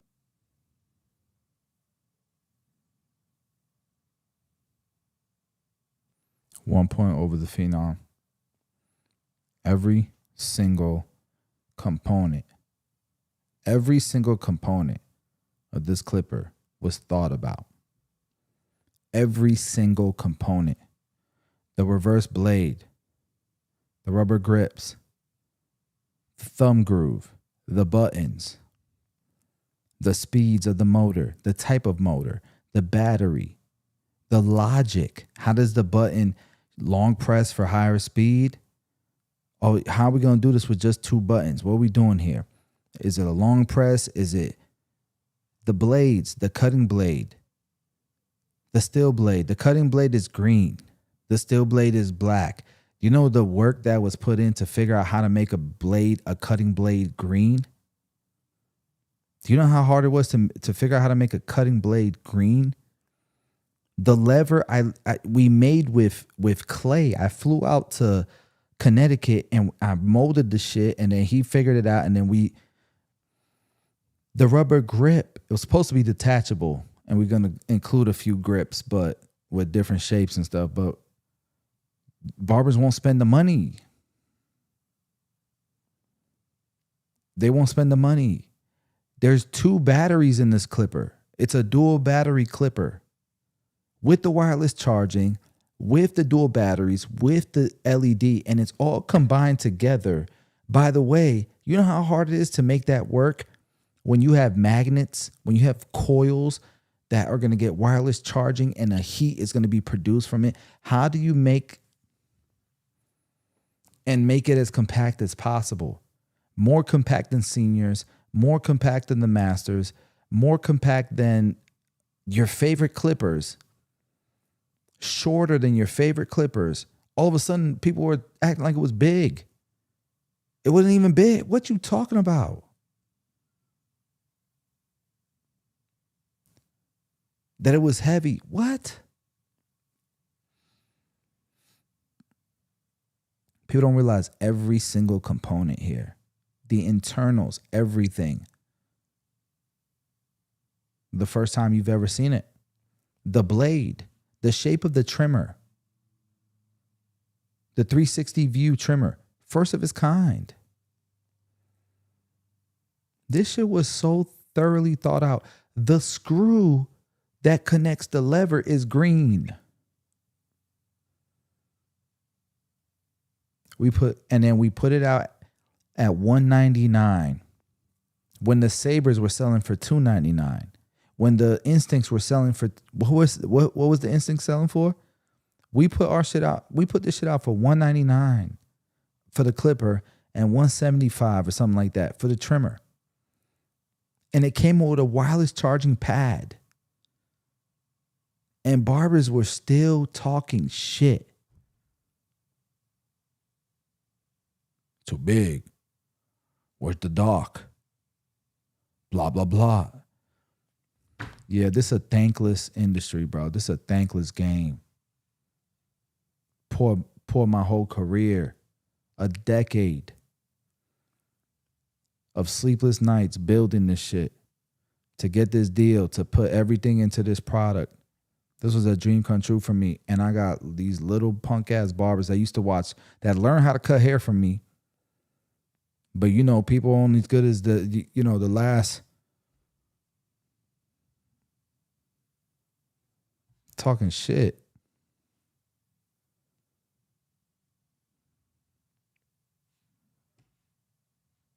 brushless. I'll just give you a different perspective. Rotary or motor another one. gives you that real power like that you really, really need. It could take down. The same motor that's in here so the motor in here is an inferior motor to the one in the JRL Onyx. Think about that. T-Pop's bitch ass has like the original motor to the JRLs. Then you had the JRL Onyx. We got the motor that's tuned of the JRL Onyx, but it's tuned to higher RPMs. So your favorite clipper's favorite clipper doesn't have a better motor than what's in here. Down bulk. Honestly, this is the one I use to take down bulk. This is the one that I could start. The guards are custom made. The guards were literally designed by Beam. He wanted the black Andis clippers, but he wanted it to open up a certain way, and he wanted the attachment that the premium Babeless guards had. Oh, y'all copied Andis. No, we fused the best of our favorites together. But you're missing the point. We didn't just put some generic guards up. We thought of an idea and we had to put up new molds, new tooling. There was a lot of money spent in these green guards. Every single detail of this tool was thought about. And finish phase with, like, it doesn't get like, it might not be your preference, but like, appreciate that shit, because what y'all doing is y'all making it hard for companies like Andis or Wall to even make it worth their while to do something like they used to do. Now they selling out and they copying the low pros. You see what I'm saying? Like, they're not taking any risk because it's not worth it. It's a thankless game. We are creating that. out on me. Like, I do not have no problems with this clipper. Ergonomically, this is the best ergonomic clipper. Like, you can say what you want to say. The rubber grip, the T45 on it, the thumbprint, everything about it. Like, I don't know how people have any problems with this clipper. This clipper is the clipper of the year. It won a Concise Award, Clipper of the Year. So congrats to the Babeless T45. This did surprise me. For as long as I had it, I was just really seeing how well this thing can just perform, how well it can fade, the durability, all of that, just all of this. Like this, the plastic, so premium, dense plastic. The Babeless T45 collab. Thank you, brother. Clipper of the Year.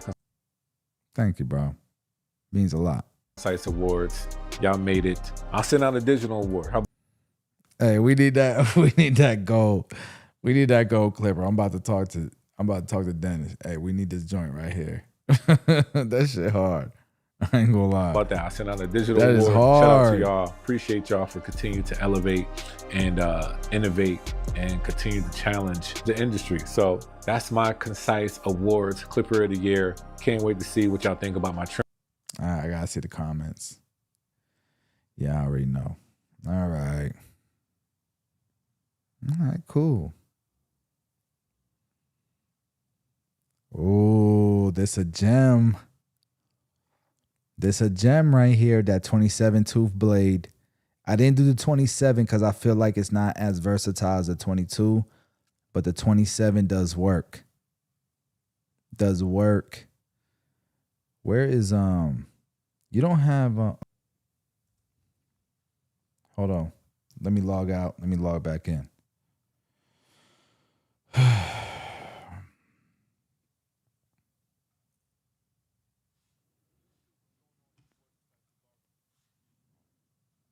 Let's go. Lake, what's up, bro? All right, there we go. All right. Let me send my dog a tip.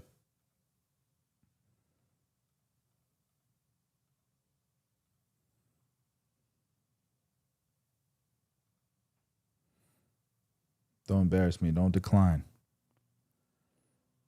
All right, sent you the hundo, bro. How am I not already subscribed? My bad, brother. All righty. Where are we at? Well, if that makes sense.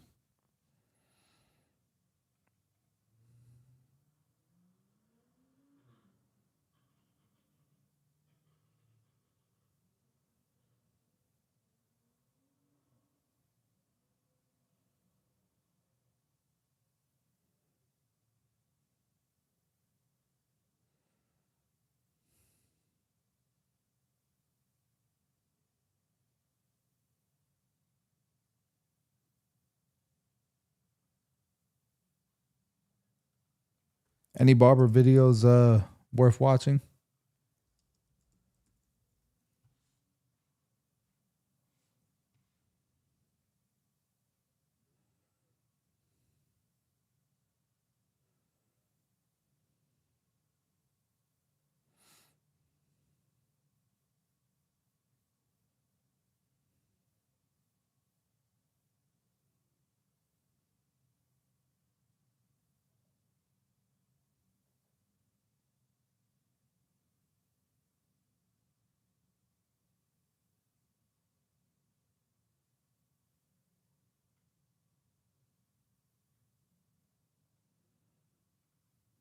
Let's watch this.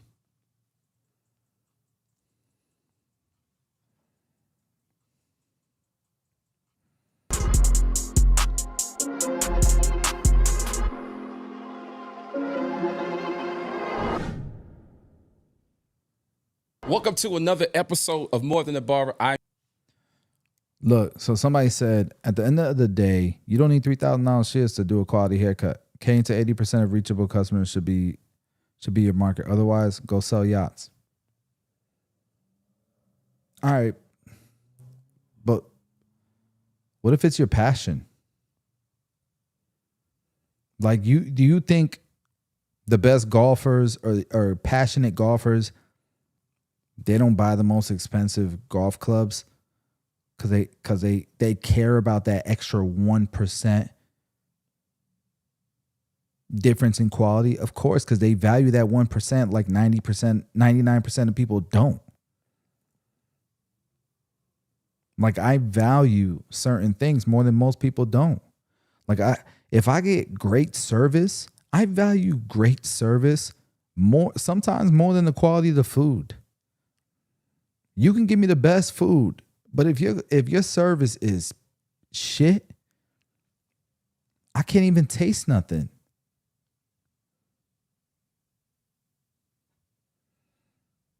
So, like, there's barbers.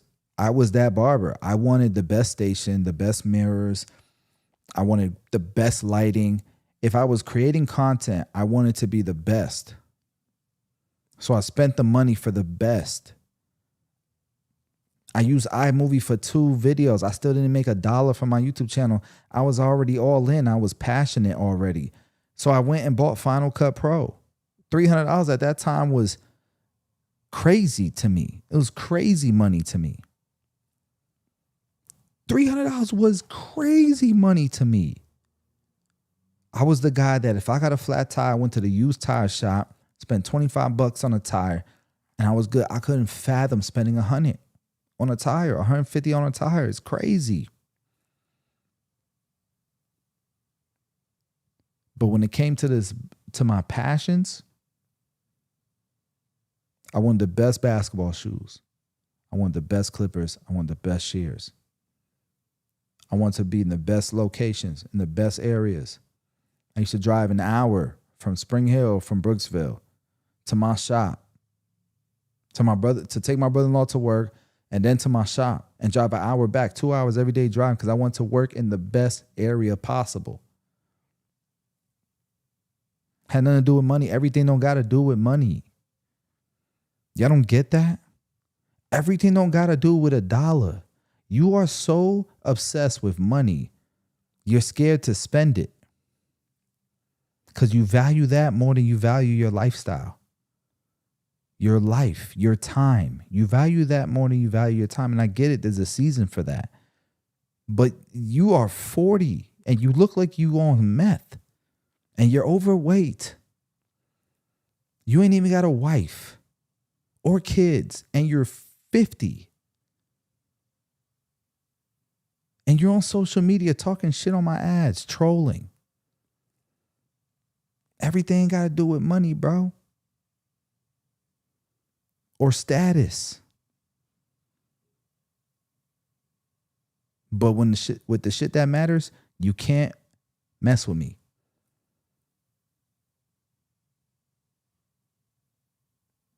Like, because that's what matters, right? Can you defend yourself and your family? Are you healthy? Do you have a good lifestyle that you love? Do you have your time? Do you get to spend time, quality time, and create core memories? That's the shit that matters. Let's watch this. I'm your host, AP, and you already know this is a podcast that helps inspiring barbers and beginner barbers level up their career by bringing you the best content and the best value. Listen, like and subscribe this episode because it's going to help you. Buckle. Anyways, I'm sorry, I was going on a rant, but I would love to see $1,000 clipper one day, like soon. I want to see $1,000 clipper. What would that look like? There's no market for it, so it'll never exist. We'll never have a Tesla of this industry because it can't exist. We were trying to do that. Like we were talking about, we got patents for Bluetooth stuff, for apps that connect with your clipper. We can't do it because this is a thankless industry, and we like it's become a populist movement to think it's cool because you won't spend a lot of money on your livelihood, what pays the bills. It's dumb. It's so dumb. Can't even buy a house. Don't even know how you're gonna retire.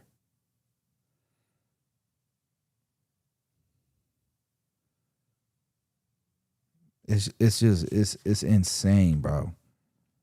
Up. We got a great conversation and a super dope, incredible guest. He's done amazing things for the barber industry.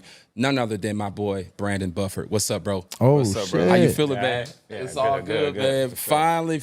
I didn't even know he was in this podcast. I like him. I thought it was Buford. I came up watching this dude.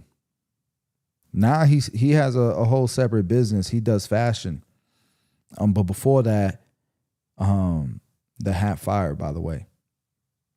But before that, dude was a legendary barber. I seen this man level up, and he's a humble guy. Him get enough love in the industry these days. Finally got an opportunity, man, to talk to you and to get you in the studio and just have a dope conversation, man. So how's everything going with you, bro? I'm blessed, man. No complaints. That's what's No up. complaints. That's what's up, man. So, man, you know what's crazy is I've watched you, and we talked offline, and I told you that you were the first barber that I got my hair cut before I went bald. Did you the first one to do my beard and do my hair, bro, in Arlington, Texas, man, when I moved to Dallas. And it's so crazy how time flies and to see the things that you're doing, bro. Sure. Absolutely. Yeah. So let's get into it, man. So you are obviously doing some amazing things. I mean, it's very obvious. People can just find you and see all the things that you're doing. But in terms of shop ownership and understanding how that whole process works, what would you say was your transition? How did you transition from just a barber to becoming a barbershop owner? I think that because I had accomplished pretty much every goal I set out to do when I first started in the industry, I was probably about fresh out of high school. So I was about 19, 20. And, you know, my goals fresh out of, was cutting, building clientele. Yeah. Then, of course, I wanted to cut the celebs, the athletes, all that kind of stuff. And then I got into that in my late 20s. And then I was no longer fulfilled. Wow. I was like, wow, okay, I've cut him, I've cut them, I've went there, did that. And I was like, it's not all what it's hyped up to be. After I done it, though. I understood. Before, that's the goal. Tell. Who you cut. It's amazing experience. I never. So I want to take away from that. It ain't no amazing experience. He's being humble. I don't give a damn who I cut.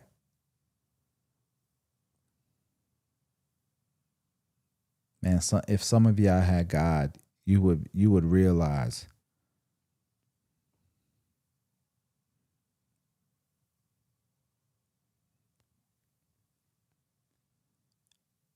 how the status come from who you cut.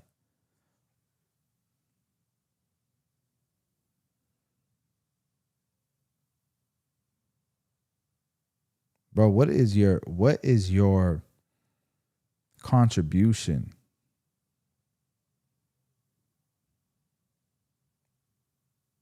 What are you responsible for? The biggest, like a great man is responsible for some shit.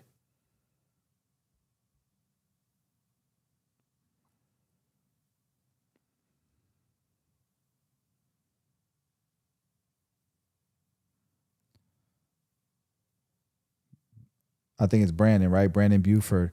Is it Brandon Buford? I'm sorry if I hacked your name. Big fan. Either way, big fan. I'm just terrible with names.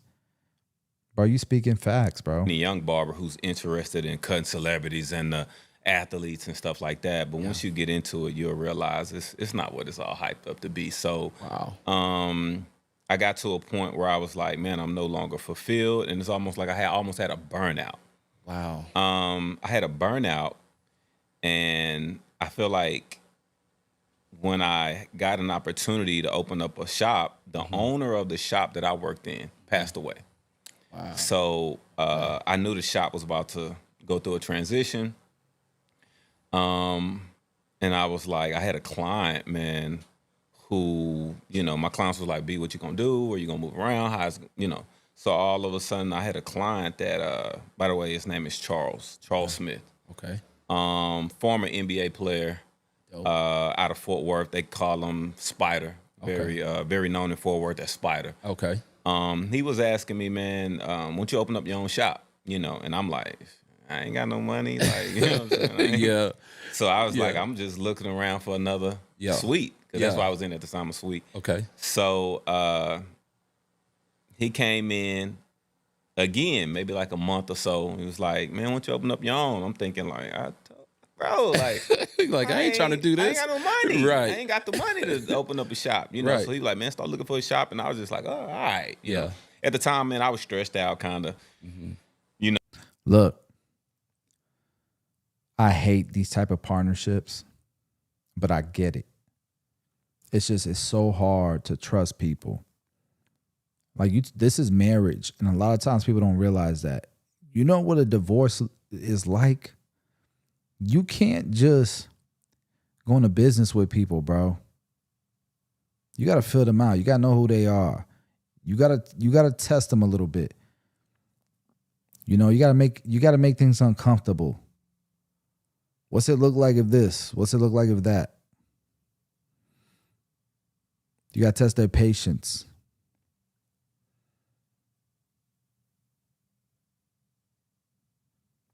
Because when you go to business with people, it's like getting married. So sometimes when someone's under desperation, they'll just go to business with someone, and you might lose 5 years of your life doing some shit like that. But then there's every now and then I see it when a person's doing well for themselves, and they're just like, yo, I believe in this guy, and if I invest in his business, I'm expecting to lose it. If I make some money, that's just a side effect of supporting somebody I believe in. But I can afford to. I think that's a little bit different. That's what this feels like.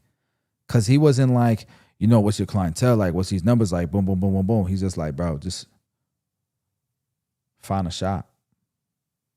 Find a spot. You figure, I got you. I got the answer to your question when, where you going to find the money? Just go find a shop.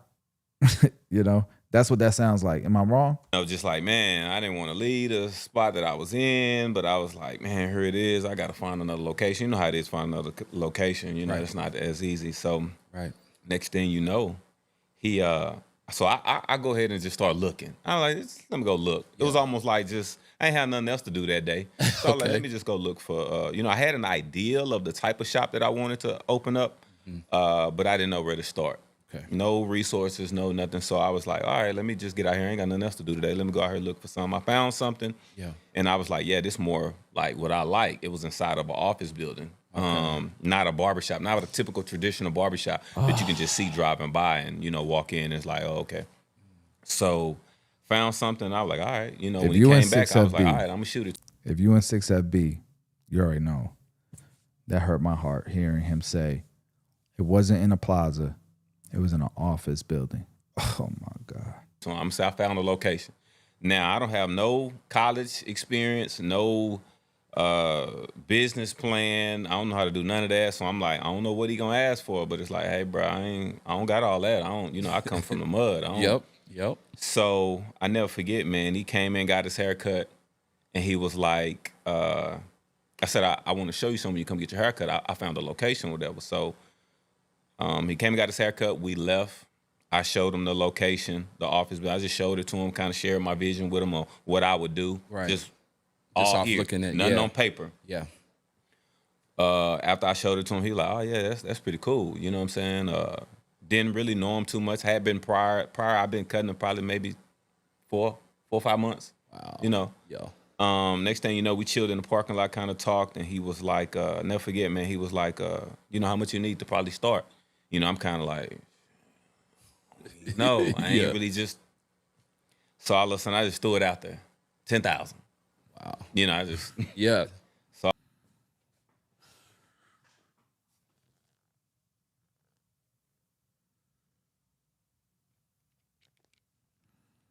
all of a sudden, he was like, 10,000. He was like, all right, I'll be right back. He was like, chill right here or whatever. Came back, gave me 10 grand, and said, open up your shop. And I was like, dang, you know. Then I just say it. It's just some people that look. 10,000 was a fortune to this guy. It's people that 10,000 they make that shit in a week, in a day, in an hour. Like these NFL players making that shit in 30 minutes. Like, man, just like that. Wow. So what was that feeling like though, B? But it's all relative, right? Like it's still sacrifice, regardless. It's still sacrifice, but I ain't trying to sound ungrateful or nothing like that. Not at all. I'm just saying there's levels, right? When you received 10 I know it was grand. God. I know it was God. It was the most money that I ever had. And look, like I said, it's all relative. This is why just money don't make you rich. You know? 10K was my chair. That's why I was like, what? 10K? Man, you can't turn a light on for 10K. You can't. That's gonna be first month, last month security, and the sign outside. You don't even got the light on yet. 10K. But he's before my time. Ever. Yeah. You know, so I was scared, nervous, this, that, and this, but I had that hustle. I had that grind. One thing about me, like, because of my background, how I grew up and the things, it's how they say it ain't on me, it's in me. Yeah. You know what I'm saying? Yeah, So no matter how things are going, man, I'm going to get it. You know, I'm going to get out there and get it. So I opened up the shop. He definitely that type. 4 suites. It was 4 suites, you know, so I opened up my first shop, 4 suites. I kind of already had a... How you make money from that? You know, like... You can't make money from boot ramp. I do. There's not been a single person who has ever said you can't make money from boot ramp that make more money than me. Humbly. I'm saying that humbly.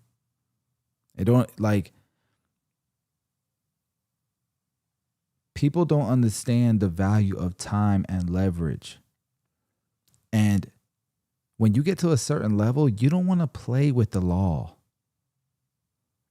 You don't want to play with lawsuits. Most of you guys are running IRS illegal businesses. I don't want to play with that. Some of you guys are doing 1099 commission shops and you're breaking laws. Under an IRS audit, you would be in some shit. The majority of y'all. And you still don't make more money than my shops do. So I just don't understand how barbers are still doing this.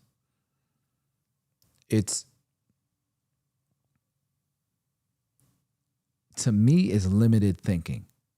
It's thinking you can't scale. You can't grow beyond yourself or one location. And that's part of the issue. Because most of the people who think that is because they feel like they can't find enough barbers. Majority, that's the thing. I don't know if I'll find enough barbers. You make fun of social media. You don't want to create a personal brand. Why would people join your team? Why would people follow you? You don't even put nothing out there. You won't spend money on ads. You won't spend money on your shop. You make fun of barbers for spending $250 on a clipper. No barber needs a $2,000 shit. Like, that's your mindset. So that's what you're getting. Reputation a little bit, people knowing that, you know, I've cut, you know, celebs, I've done this, that, and this. So I've kind of I had already done things prior to kind of build a reputation, a little popularity, whatnot. I was kind of known a little bit. Understood. So I had people wanting to work with me. They was like, I want to work with him, because I think they saw my grind over the years. They saw me get it out the mud, and they was like, that was inspiring to them. Yeah. So I had people reaching out wanting to work with me. I didn't really have to do too much hustle and bustle to try to find people to work with me. Once I opened up a shop and I said I had suites available, cats was like, hey, I want to come work with you. But remind you, I only had 4. So it was me and 3 other people. Got it. So it was kind of easy to get 3 people. Yeah. And like I started off big. So, you know, my guys that came and worked with me, you know, got in there with me, and I was doing everything that I can to put them in position to not put them on, but put them in position to win. I like it. You know what I'm saying? I like it. I was serving them, make sure they was good. So I had to fall back and more so become a servant and make it not about me. Now it's like, okay, now it's time to serve. You know what I'm saying? And then this is scripture in the Bible. I don't know the scripture exactly, but I know the scripture says, those of you who want to be great amongst thee must become a servant to all. Right. So I was like, I got to serve. So I was trying to make sure I served, to make sure they was good, trying to make sure they needed what they had and this, that, and this. And as I saw them prospering, and then other people on the outside looking in saw like, dang, people coming to work with B, they doing good. He's doing this. And so I had more people wanting to come work with me. Wow. So then I got an opportunity to expand, to add more suites to it. You know, so I went from 4 to 7. Wow. So now we got like, all right, a couple of more suites. Then next thing you know, all right, B got some more people. Then next thing you know, so I just followed that. You know? I got you. So essentially you had multiple locations, or multiple suites in that particular building. Yeah. One of the guys next door to me at the time, he passed away. And the leasing agent was like, hey, Brandon, we got a spot next door if you want to take over this. Wow. It was...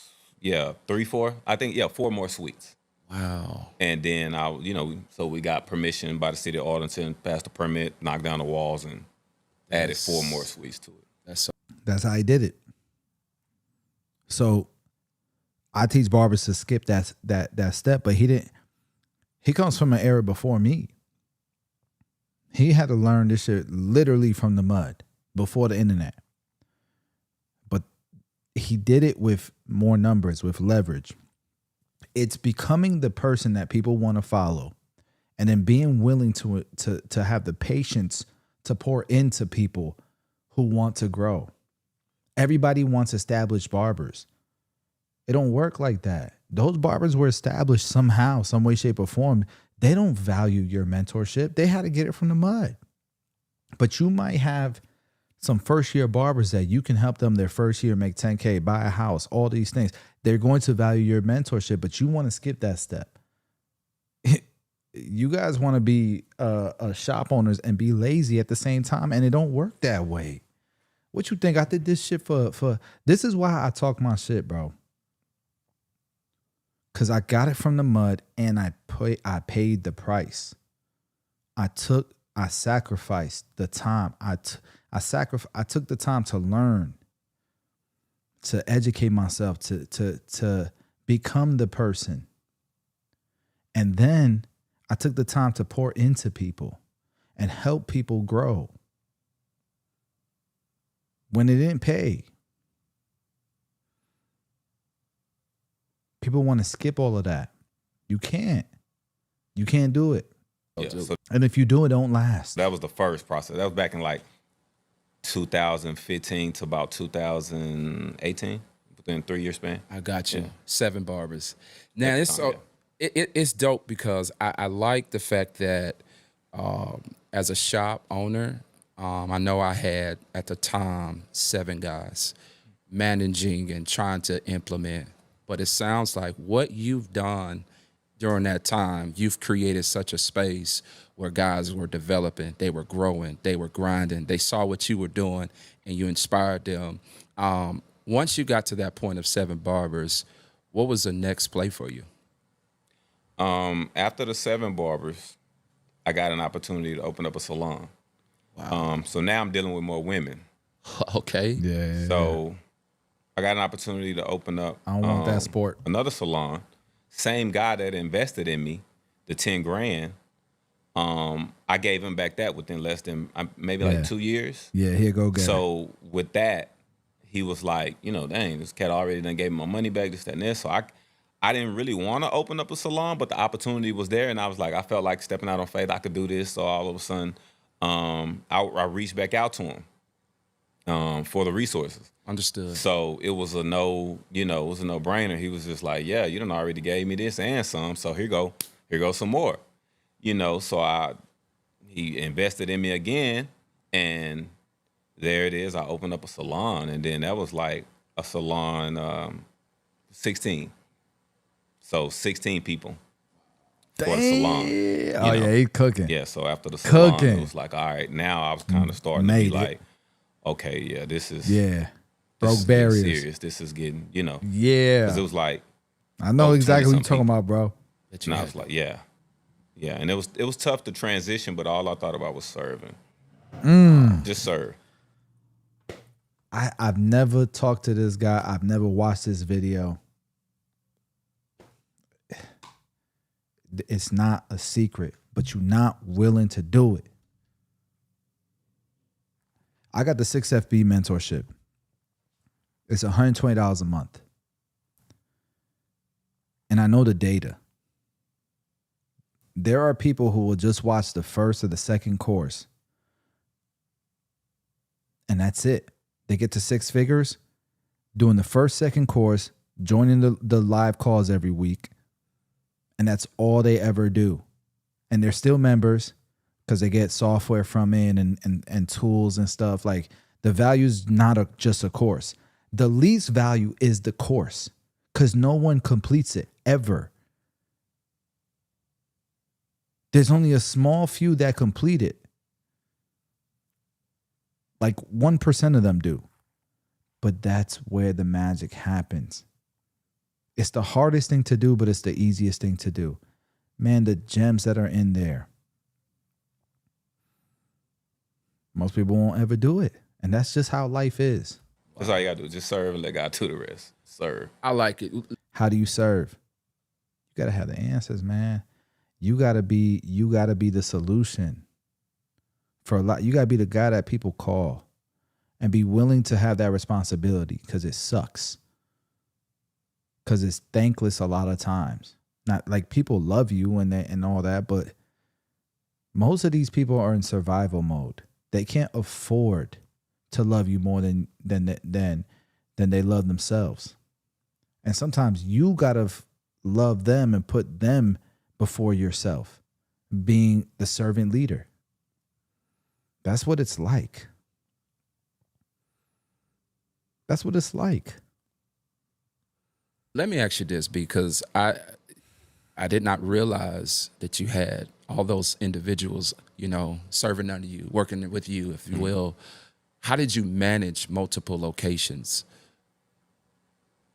Well, up to now, I have 50-some people, right? But the transition And I guess we'll talk about that. Like right now, I have over 50 some people. Wow. But to go back then, it was more so when I first started, I tried to do it all. I was cleaning social media, all the pages, and trying to run my own brand, and trying to take care of my clients, and trying to, you know, and I never forget, I was just like, I can't do this. Yeah. This too much. Yeah. So then I learned, and Bishop Jakes taught this, you have to start delegating responsibilities to others. I like this guy, man. But the thing that I think a lot of coolest shit to me, self-employed professionals do, and well, they have a struggle doing and transitioning over to business ownership. A self-employed person it's all about self. You're self-employed, so it's all about you. Wow. And when you're self-employed, you come to a business ownership, you don't want to be a business owner competing with the people that you have to serve. You know what I'm saying? Because you don't want to look at them as your competition. They don't want to look at you as competition. You want to have it to where everybody feels like nobody knows the owner. We don't know who it is. They don't know who it is. And I tell all the professionals that work in my shops, don't let nobody know who I am. Some of the professionals that work in my barbershops and salons have never met me. Wow. Have never met me. Been working there for, months and years, have never met me, because I realized you have to delegate responsibilities to others. So I start having managers. I start having a company that runs my social media. I start having cleanup crew. I start delegating responsibilities to others so that I can focus on what I'm good at doing, and that's visionary. I get paid to think, not do. So at first I was just doing a lot. I'm doing social media. I'm cleaning. I'm taking care of clients. And then next thing you know, I'm child, and it was just too much. Understood. So I was like, look, another mistake that I would share with especially young entrepreneurs: do not create a lifestyle before you build your business.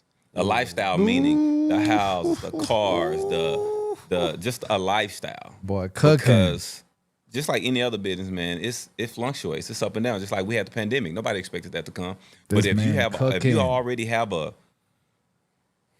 expensive lifestyle, it can hurt your business if you're not humble enough to let go of some things. Meaning, I had a Mercedes.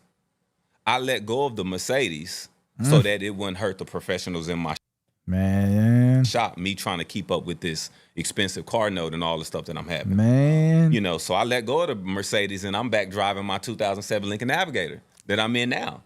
And I had a 2023 GT. Yeah, you ain't got to do that now, though. I ain't gonna lie. I'm well known in my mentorship, bro. I made some money, bro. We dropped the power mat. We dropped the power pods. We did the power clips. Man, that was a golden era in the barbering industry.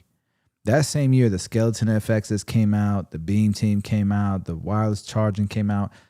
The Babeless was going crazy. Tomb was going crazy. I think it was Level 3 or Elegance. I can't remember. It was one of them two. Were going crazy. It was a golden era in the barbering industry. Jeezy was going crazy. Vic Blends was going crazy. And these my homeboys. We going crazy. It was a movie, bro. It was a movie, the barber industry, bro. I'll never forget that era, man.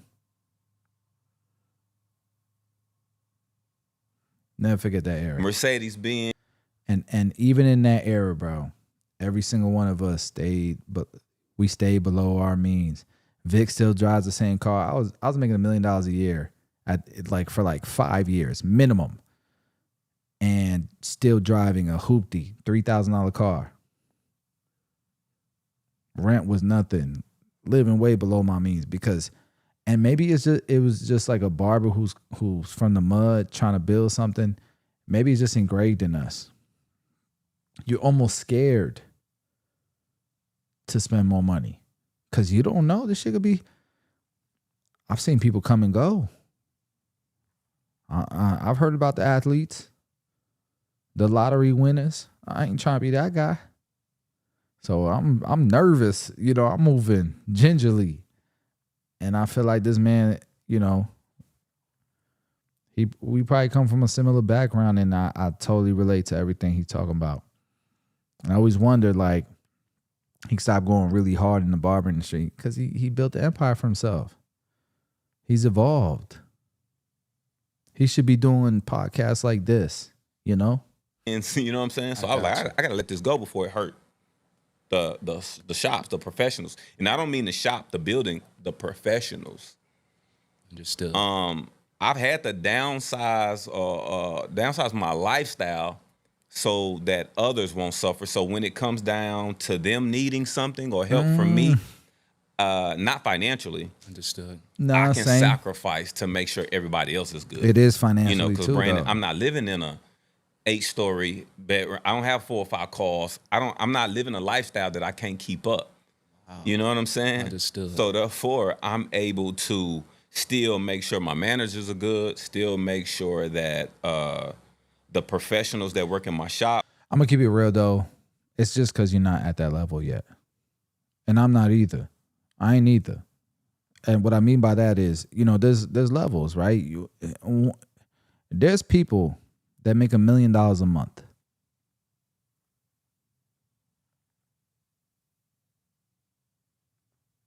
You could have 4 or 5 cars. You could have whatever house you want. You could spend whatever you want every month and still invest and still be responsible and pay your employees amazing. Just haven't reached that level. And there's a lot of people that are at that level. I know it sounds crazy, but it's in the hundreds of thousands of people that are at that level. I know there's hundreds of millions of people, but there's still a lot of people at that level. And that's what we see on social media. That's what is magnified on social media. So we almost think that's normal, but it's not. It's not. And it's probably not healthy. Most of those people probably aren't happy. Right? Are good because I'm making sure that I'm doing everything to put them in position to win, even though on the outside looking in, I may look like I'm winning, but sometimes I'm not winning and they're winning. Sometimes I'm not winning and they're winning. I'm not winning the way I want to win, but they're winning. And because they're winning, I'm good. I'm good. They good, I'm good. Because I come from the mud. Understood. So it ain't nothing for me to, like, you know what I'm saying? Understood. I don't got to keep the car. I don't got to keep the, you know, so when they're good, and that's what makes me more fulfilled. So I've just delegated responsibilities to others, man. I got my managers, they hold it down. They do, for each manager at that particular shop, I go through them. Well, they go through me and I go through them to make sure that shop is good. So any other professionals, so let's say, B, how do you manage having 16 people at one location? Well, all these 16 people don't have access to me. At another salon where I have 30-some people, they don't have access to me. The manager, if something needs to be done at that particular shop, the manager comes to me and be like, hey, B, we got this, we got that, we need this, we got that. And they know to only come at me about something that the owner has to take care of. If it's anything that, put it like this, whatever you would do if I didn't live here, do it. That makes sense? It makes a lot of sense. If I lived in another state and you calling me about something that I can't do, you do it. So they have to take the initiative to just take ownership. And if you're not understanding of what to do, that's when you call me. Hey, B, I got. No, I get what he's saying. I'm not saying nah. I'm 100% agree with that. But I would add this. Just figure it out.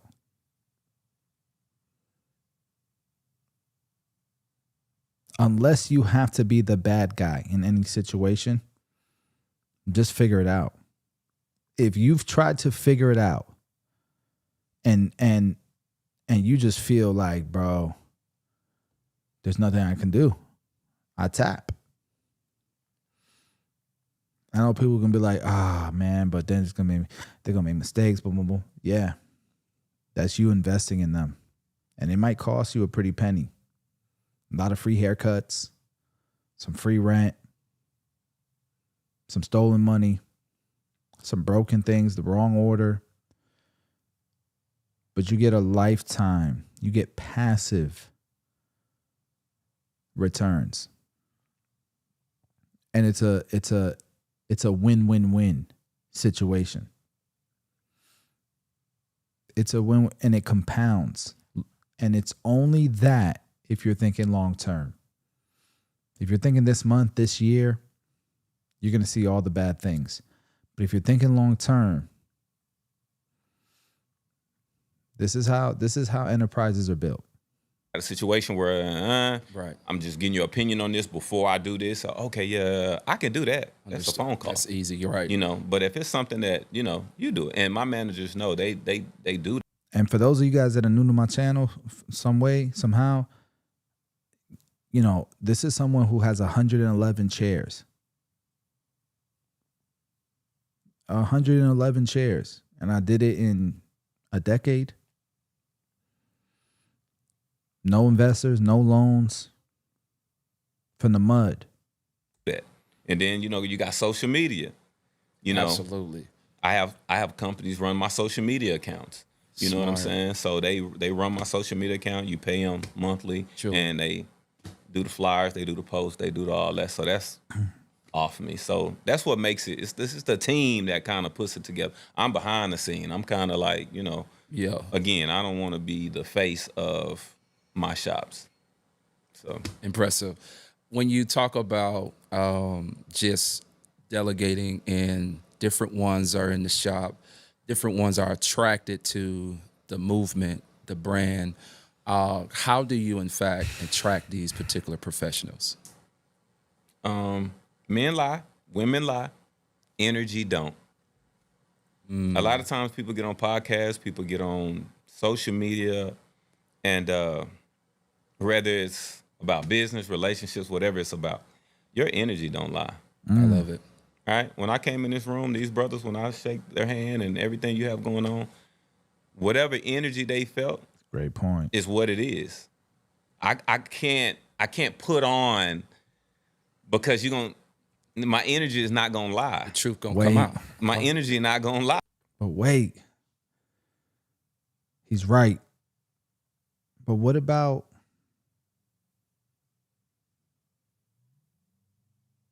the show? For some people, the show must go on. And behind the scenes, they fighting demons, they fighting challenges, personal things, and they're being strong. So they're not 100%. Or, I'll say this too, man. Be careful about the people who are spoken badly about to you. There's people that love them as well. And there's people that talk badly about you. Unwarranted, right?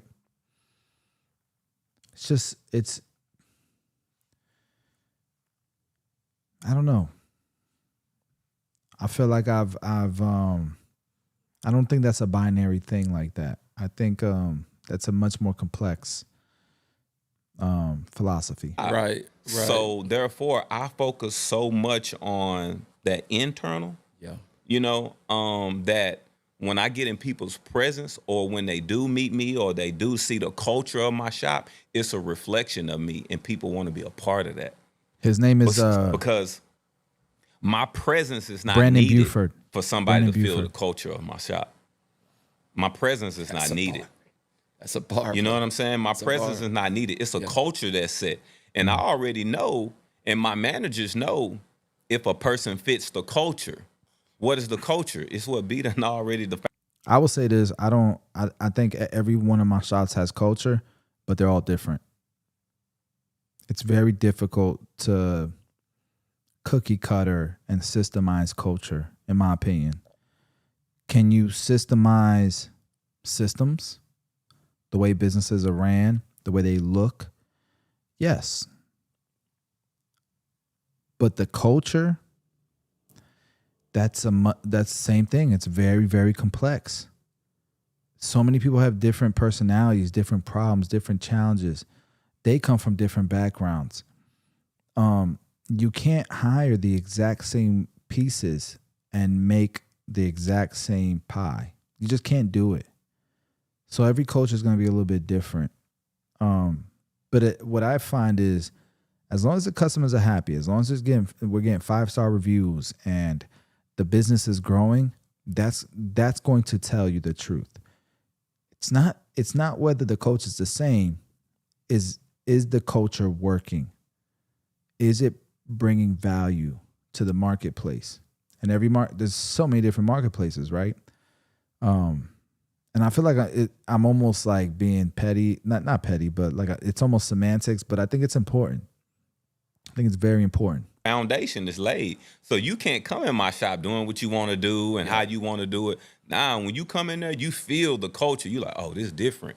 And then the people who have tried to test the culture, gotta go. It don't work. Yep. Yeah, they like, That is true no matter what. That is true no matter what the culture is. If you got culture, people can't just come in and do their own thing. Just not if you got strong culture. Hell no. I don't like the way they do things around here. It's like, oh yeah, this gonna make you level up, step your game up. This is not that. Wherever you came from, you ain't swept in a while. Yeah. You know what I'm saying? They like, and then you take a long time on that cut. Like, dang, ooh. Like, you know, and I ain't even met the owner. Like, you know what I'm saying? Absolutely. I like what you said about the culture of the business, because it is important. It's important to have the culture set from a manager, from an ownership perspective, because a lot of barbers that you run into, oftentimes they just want to do what they want to do. I want to get this spot. I want to make my money. You talked about a lifestyle that they want to live. They want to attract a certain, or even look like they have a certain lifestyle. And so I like what you're doing as it relates to, you built that culture to where it'll stand out if you don't fit the culture. Yeah. It'll stand out. Yeah. When it comes to that, you didn't build like a barbershop. You actually built like a brand. How did you build your brand? And how did you teach those that are working with you? I can't finish the rest of this. I'm about to go to bed. It's 1:30 in the morning. But I encourage y'all to check out this video, man. It's Brandon Buford. The channel is the Barber Business Blueprint. It's more than a barber. I'm gonna hit that subscribe button. And I enjoy watching it. I don't know what other episodes they got, but go check it out. Finish this one out. Yeah, it seemed like he got some dope, consistent content. He's very consistent. And I like that. So I'll probably check out the Cold Cuts one. I'm a fan. The only thing I'm not a fan with on Cold Cuts is the race shit that he be doing, but everything else, I'm a fan. He got some heavy hitters in here.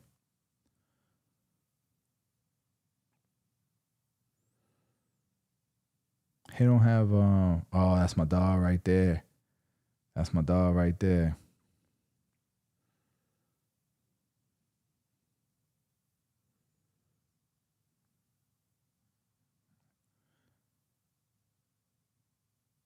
All right, y'all.